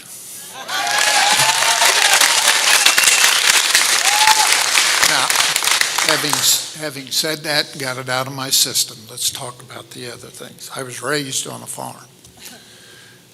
I live in a rural part of this district. I am passionate about the rural communities and making sure they're taken care of. That's what has led me here to Lewis and Clark and to Dr. Chapman. I'm here tonight to ask you, Mr. Chairman, that you and your colleagues here, that you not act like the federal government in Congress. You listen, and you hear, and you learn. And I want to talk to you about some key points. I've learned a lot about this since I came here. This school educates 15,000 people a year. That's a big deal for this community. It brings in $338 million of economic development, nearly 5% of this area's economic impact. Students with the bachelor, or for the first 2 years, can save $17,000 by attending this university. And the university, through its dual education program, has saved parents $45 million since that program was instituted by this administration. That's a big deal. Maybe it's not to you, but it is to an awfully lot of families. Nationwide, enrollment in higher education has declined for 6 straight years. Yet this institution has more freshman students this year than SIU-E, SIU Carbondale, Western Illinois University, and Eastern Illinois. That's an accomplishment, something to be proud of. This administration, under the leadership of Dr. Chapman and Linda, this administration has brought in $150 million in grants, $200 million in capital funds for this organization. Don't screw it up.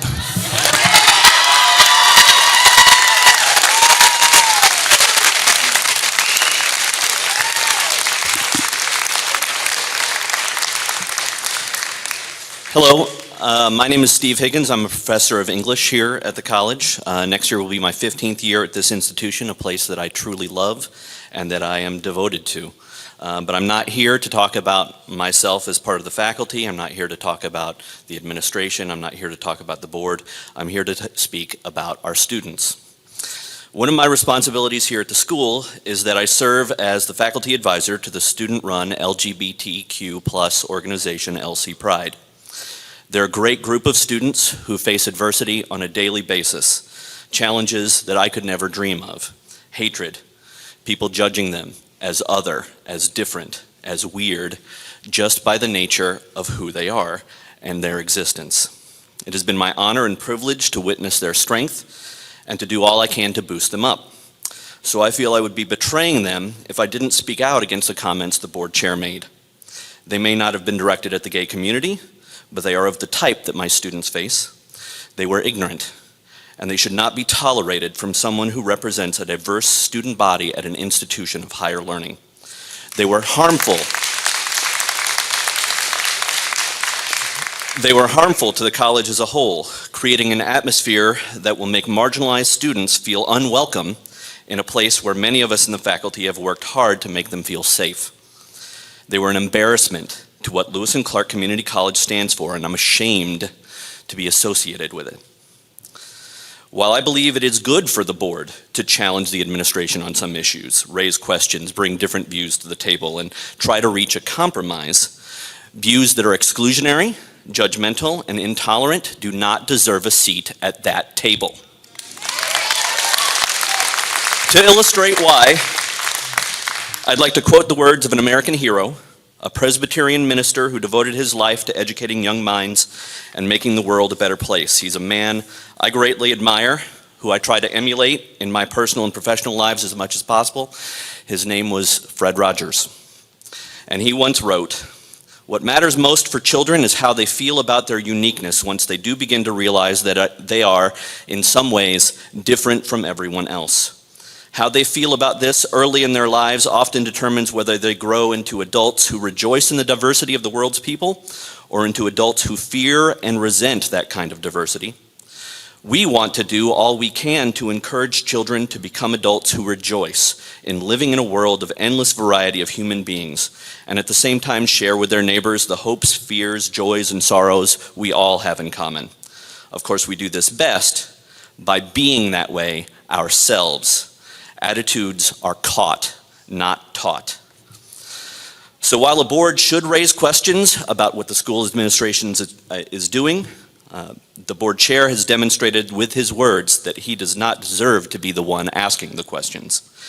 Transparency, oversight, accountability, these are good things, and I support them, but they go both ways. If there is a distraction here, it is your words that are distracting from what we do here at this school, and you should be held accountable for your comments by the board demanding your resignation.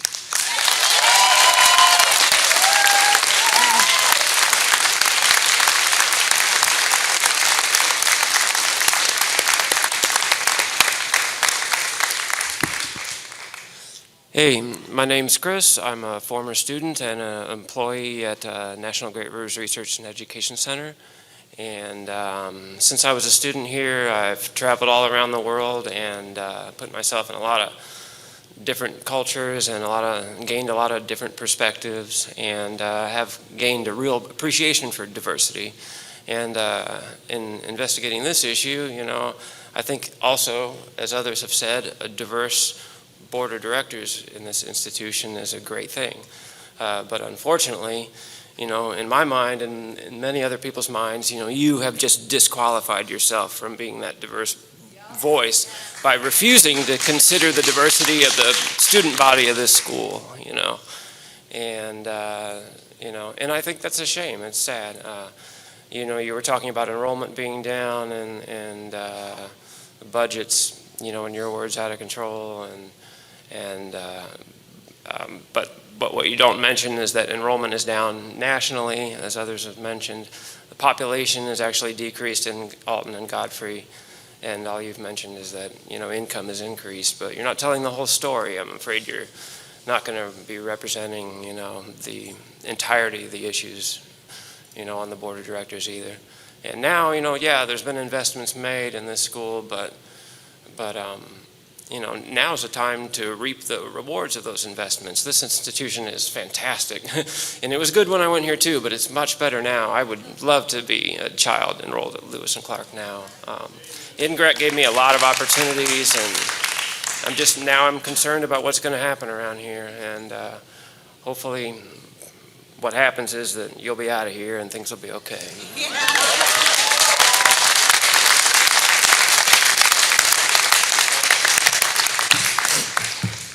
Good evening. Thank you to all the board members for being here. Even more importantly, I want to thank the audience and community for staying as long as we had to, just to have a little bit of public input. I kind of want to have just a quick, short conversation with you guys.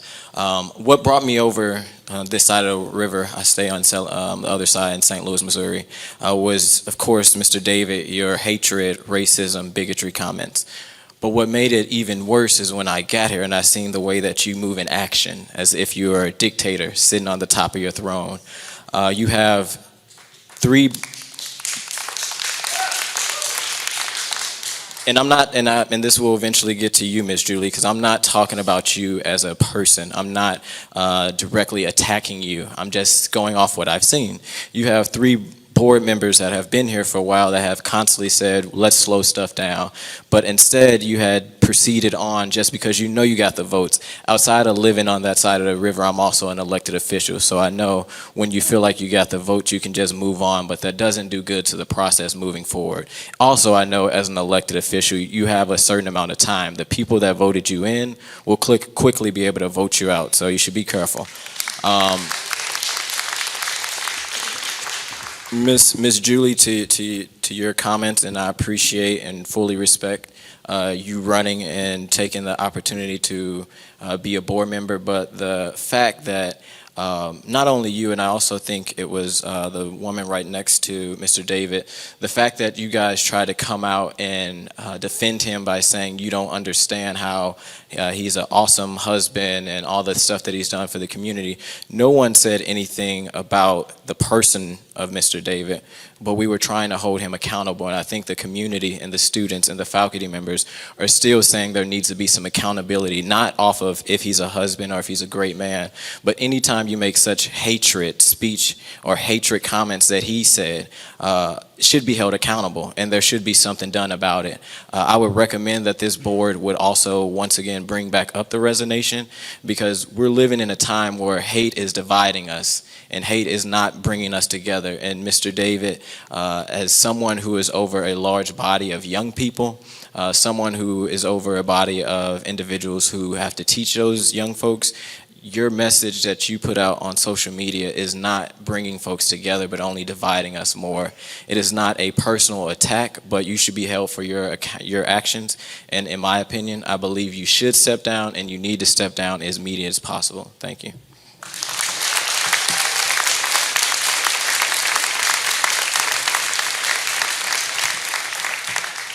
Hi, my name is Megan McGlasson. I actually live up in Jerseyville, so I'm from around here. If you're not from this side of the river, I'm sure you don't know where that is, but maybe some of our board members do. I'm actually an educator. I drive across the river to St. Louis anytime I'm invited to teach adult English learners. They come here wanting to build better lives for themselves and their families, and I'm so inspired by all of them. The reason I'm talking today is because I think a lot of local people, very local to Lewis and Clark people, might feel they haven't had the opportunity to work with Muslim students and Muslim community members. So I just wanted to tell you what you're losing by alienating those students. You're losing generous and cooperative and inspiring students who come to class every day hoping to make their lives better. And you're losing the students who support that kind of diversity in their classroom. I can tell you that it's the most rewarding work I've ever done in my life, and maybe your board is helping your wallets by making these financial decisions, but Mr. Hand, by staying on the board, you're shooting your students and your faculty in the foot, because they're going to miss out on a lot of opportunities to meet people with vastly different and incredible perspectives that they won't have access to otherwise. Thank you.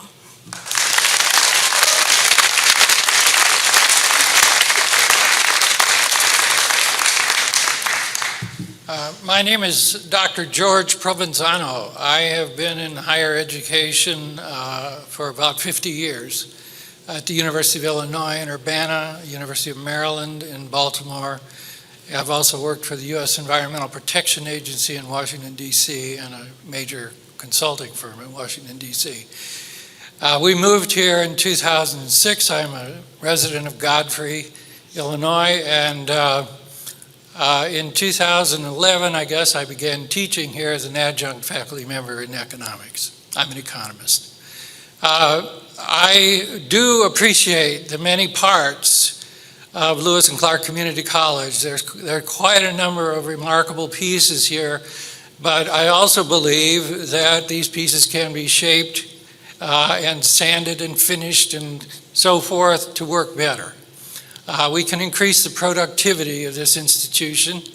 Hopefully you won't cut out too much of the money, but we do need the fiscal responsibility as well. But you need to look at the productivity side as well. You need to look at the enrollment and what's causing it to rise and fall. You need to look at the research outputs of the different units that we have here. Can they be commercialized and so forth? Where are these things going? What can be done better? I believe a lot of improvements can be made. I know that the community of voters here is very much interested in more fiscal transparency. There's no question about that. We taxpayers want that. On the other hand, I must echo some of the sentiments about shooting yourself in the foot with your comments and your Facebook postings and so forth. Thank you.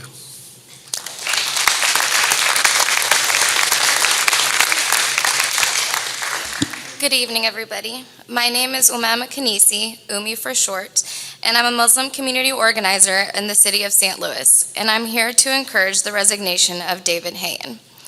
His posts and comments are not the value and beliefs of the institution at Lewis and Clark. And from briefly speaking to your faculty and staff, this person does not deserve to be sitting amongst you. Your posts are triggering and uncomfortable, Mr. Hayen. You say you made these posts to encourage conversation. Those posts of hate and introducing fear into society, and I myself, as a Muslim woman, feel like a target. Perpetuating hate and ignorance does not set a healthy environment for your students and community. In fact, it does the complete opposite. This is unacceptable. Mr. Hayen, we are not a small group of people. We are the people. And our voices deserve to be heard as you wish yours to be. The difference is that you help represent the leadership of Lewis and Clark, so yes, you deserve to be held accountable. Ms. Johnson, you say that we are silencing Mr. Hayen, yet he is allowed to continue to hold his position with no repercussions. That is what is really sad and the real disrespect. I ask you to reopen the motion to vote to resign David Hayen.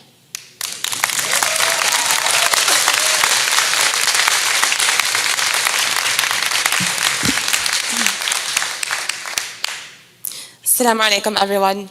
My name is Naveen Ayash, and I am a non-traditional first-generation student here in Illinois, actually, at SIUE. However, I reside in St. Louis. Considering you've taken it upon you to judge who I am based upon false narratives you believe to be true about my religion, I decided to be here today to contradict you through information about myself, from myself, as a Muslim.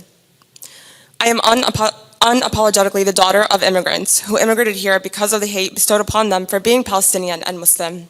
I am unapologetically Palestinian. I am unapologetically American, and I am unapologetically and proud more than anything else that I am Muslim. I will tell you what I am not, though. I'm not a snake. I'm not a terrorist. I'm not a hateful person. I'm a human who loves life and being alive, and I refuse to be generalized by the stereotypes you've chosen to help spread within the society we live in present day.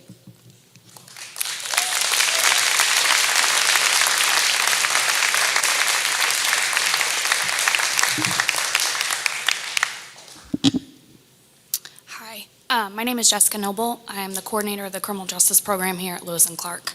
Been here this is my 9th year. Excuse me, I have a head cold.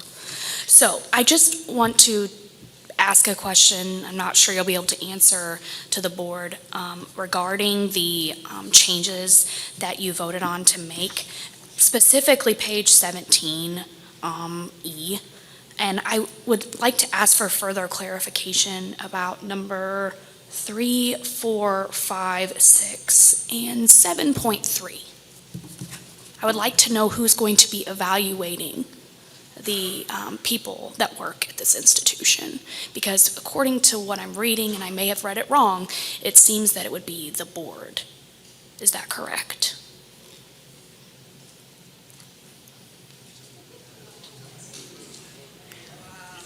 This is a time for the public to make presentations to the board. The board would not normally respond, but I'm sure that the board will take your comments and questions under advisement, and perhaps someone could address that issue at a future meeting.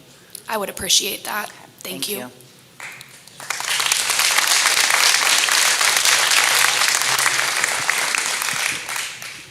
My name's Andrew Matthews, and I actually had no intent to come here tonight and speak. I work with the Faculty Association, I work with universities around the state in labor relations, and I come to you with actually a surprise tonight. And sir, I will speak first by saying that I too wore the uniform, and I too was a man of the cloth. I've done both of those things, and I'm offended by your comments under both of those pretenses. But beyond that, I have a surprise for you tonight, and that's that I'm actually an Ethiopian man. And see, I tell you this because you look at me and you think that ginger is in no way, shape, or form an Ethiopian, but I am.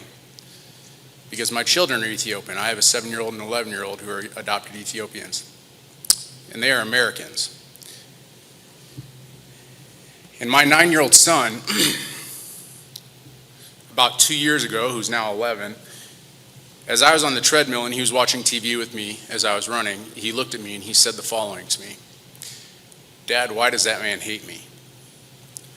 And you see, I will let you assume who that man was, because that's not what I'm here to talk about, but I will tell you that the comments that were made were about immigrants, and my 9-year-old son knew that he was an immigrant. And in his mind, he had been told that he was hated for who he was. And so as an Ethiopian father, adopted by that Ethiopian culture, As a man who's worn the uniform and as a man who's worn the cloth, everybody here deserves better than what you've shown us, sir. This is a good community of good people who have welcomed me with open arms. I don't always agree with Dale Chapman. He'll admit to that. I don't always agree with the board's attorney. She'll admit to that. But these are good people who want to do good things, and we all deserve better.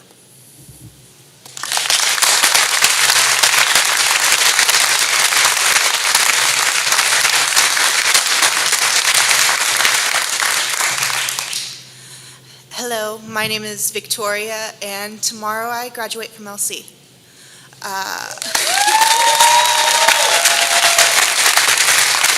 Thank you. It was difficult sometimes.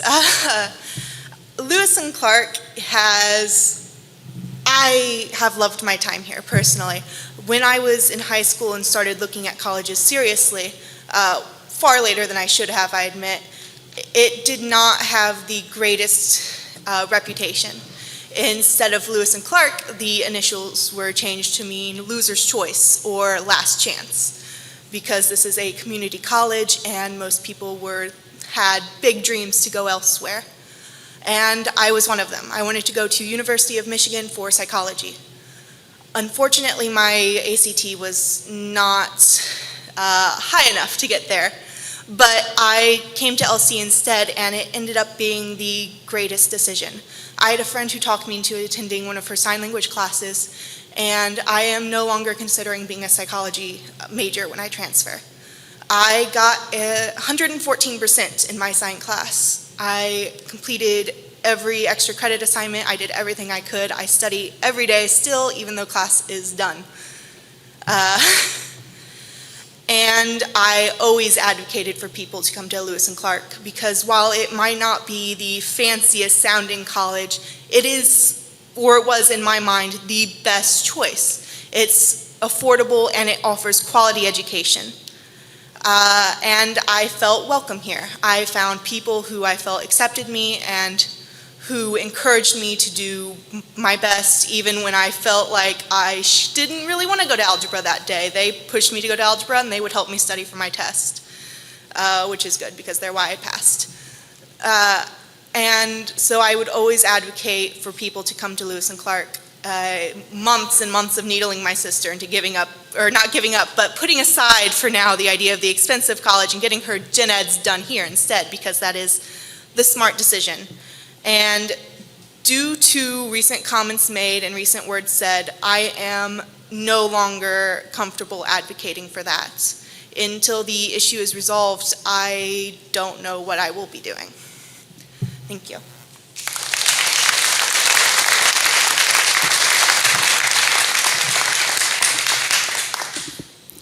Hello, my name is Sasha Bassett.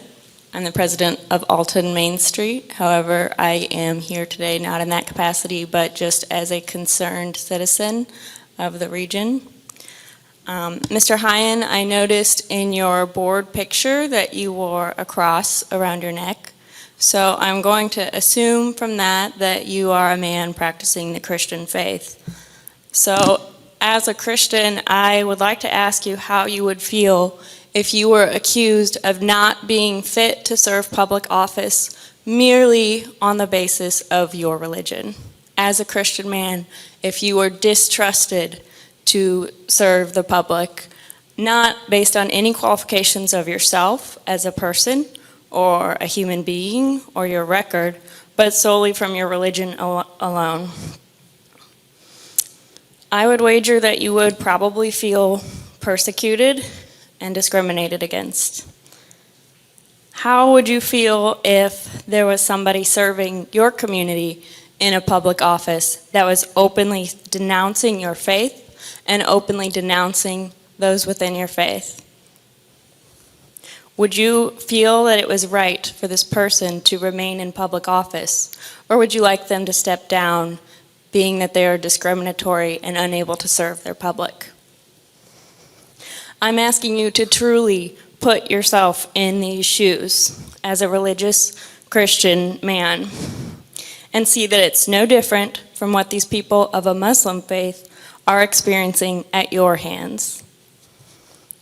People come to this new world to be able to openly practice their religion. That is a huge premise of what our country is founded upon. Our very Constitution protects this right for freedom of religion. As an elected official in this country, in any capacity in which you serve, your highest duty is always to uphold our Constitution.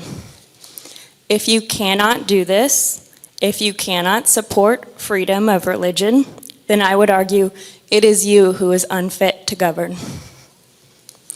While it is un-American to deny freedom of religion, I would argue that your posts in favor of the Confederacy are equally un-American. The Civil War was fought. The Civil War was fought and won many years ago. A primary reason for this war was the issue of slavery, the right of some people to own other people based upon their race.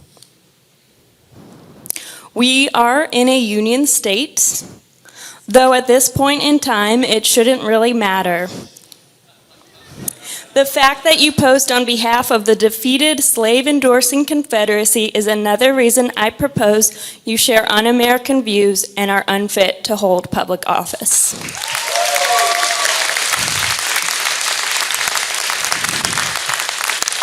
Mr. Hyen, I'm sure as you sit here today, you have no intentions to resign. I ask that you humbly reconsider. I ask that you first admit your comments were discriminatory. I ask that you secondly apologize for that time. And third, I ask that you resign. Thank you.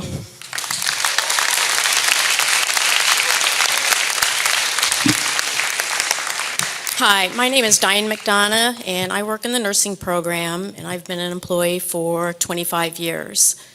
One question I have for you, Mr. Hyen, has nothing to do with the Facebook posts, is I know a lot of you ran your campaigns on trying to take care of the taxpayers and the taxpayers' dollars, yet you, Mr. Hyen, some years ago pled guilty to income tax fraud.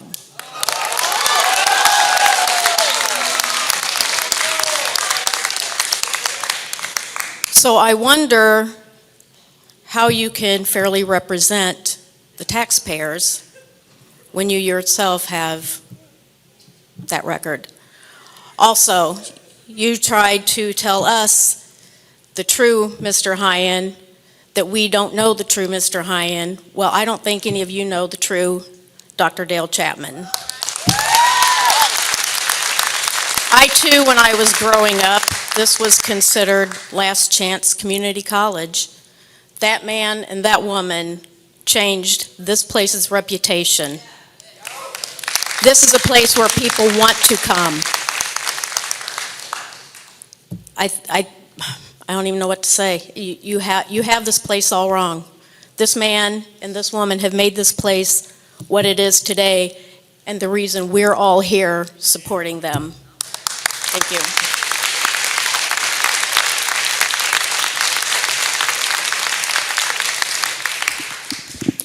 Donna Eaglehoff, Learning Specialist for the Nursing Program here at Lewis and Clark. There was a comment made at the beginning of this meeting about let's make Lewis and Clark great. Mr. Chairman, I am here to tell you that Lewis and Clark as a community college is one of the top community colleges in the state of Illinois. We've already done that. Please tell me why any student would want to go to college in this state of Illinois at this point in time of the environment that we have. Let me tell you why. I will tell you it's because the faculty that are employed at this institution. It is because of the administration of this institution, because for a fact, we have students moving into this area, taxpayers, so they can go to Lewis and Clark. Do not destroy that. Because what we are talking about, and nobody would argue about looking at finances if you would have had conversation with us. And again, like I said last board meeting, no one has had conversation with me. I'm making an open, public invitation for any of you to make a scheduled appointment with me to talk to you about this. But we have employers expecting quality employees from this institution, and in turn they give us. So when you're looking at those finances, please make sure you tell the whole truth. We have grants that we're working on. We have donations from other employees because we have agreements because we're giving them quality students. My heart hurts tonight because of the environment that we are in, because of why we have so many people here. You made decisions that affected me, but nobody talked to me. But let me tell you what, this spring, not one dime came from this college, but I had a minority breakfast for our nursing students so we could have diversity, so I can empower those students, and I paid for it out of pocket. I have been to East St. Louis on a Saturday when I didn't have to work, and I'm trying to get diversity in nursing, and I was promoting that. And unfortunately, you have overshadowed everything that I worked hard for my students.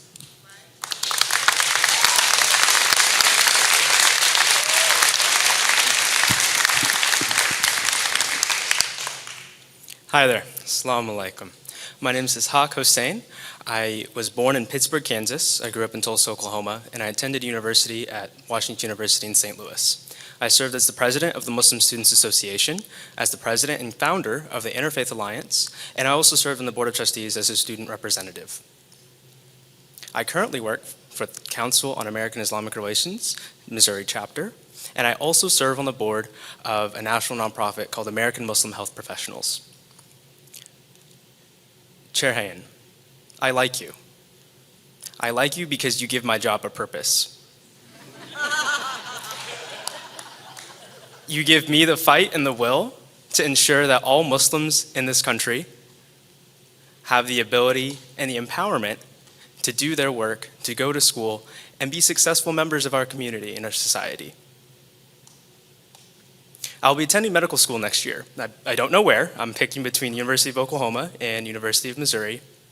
But that means I'm going to be a doctor. Thank God, I'm blessed.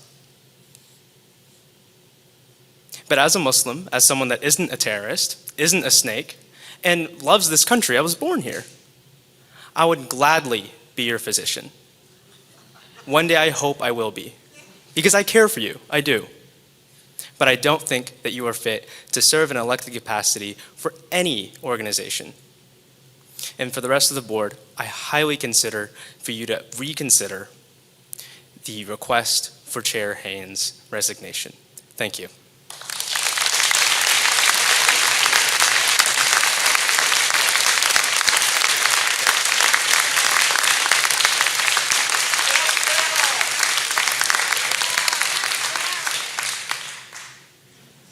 That will conclude public comment.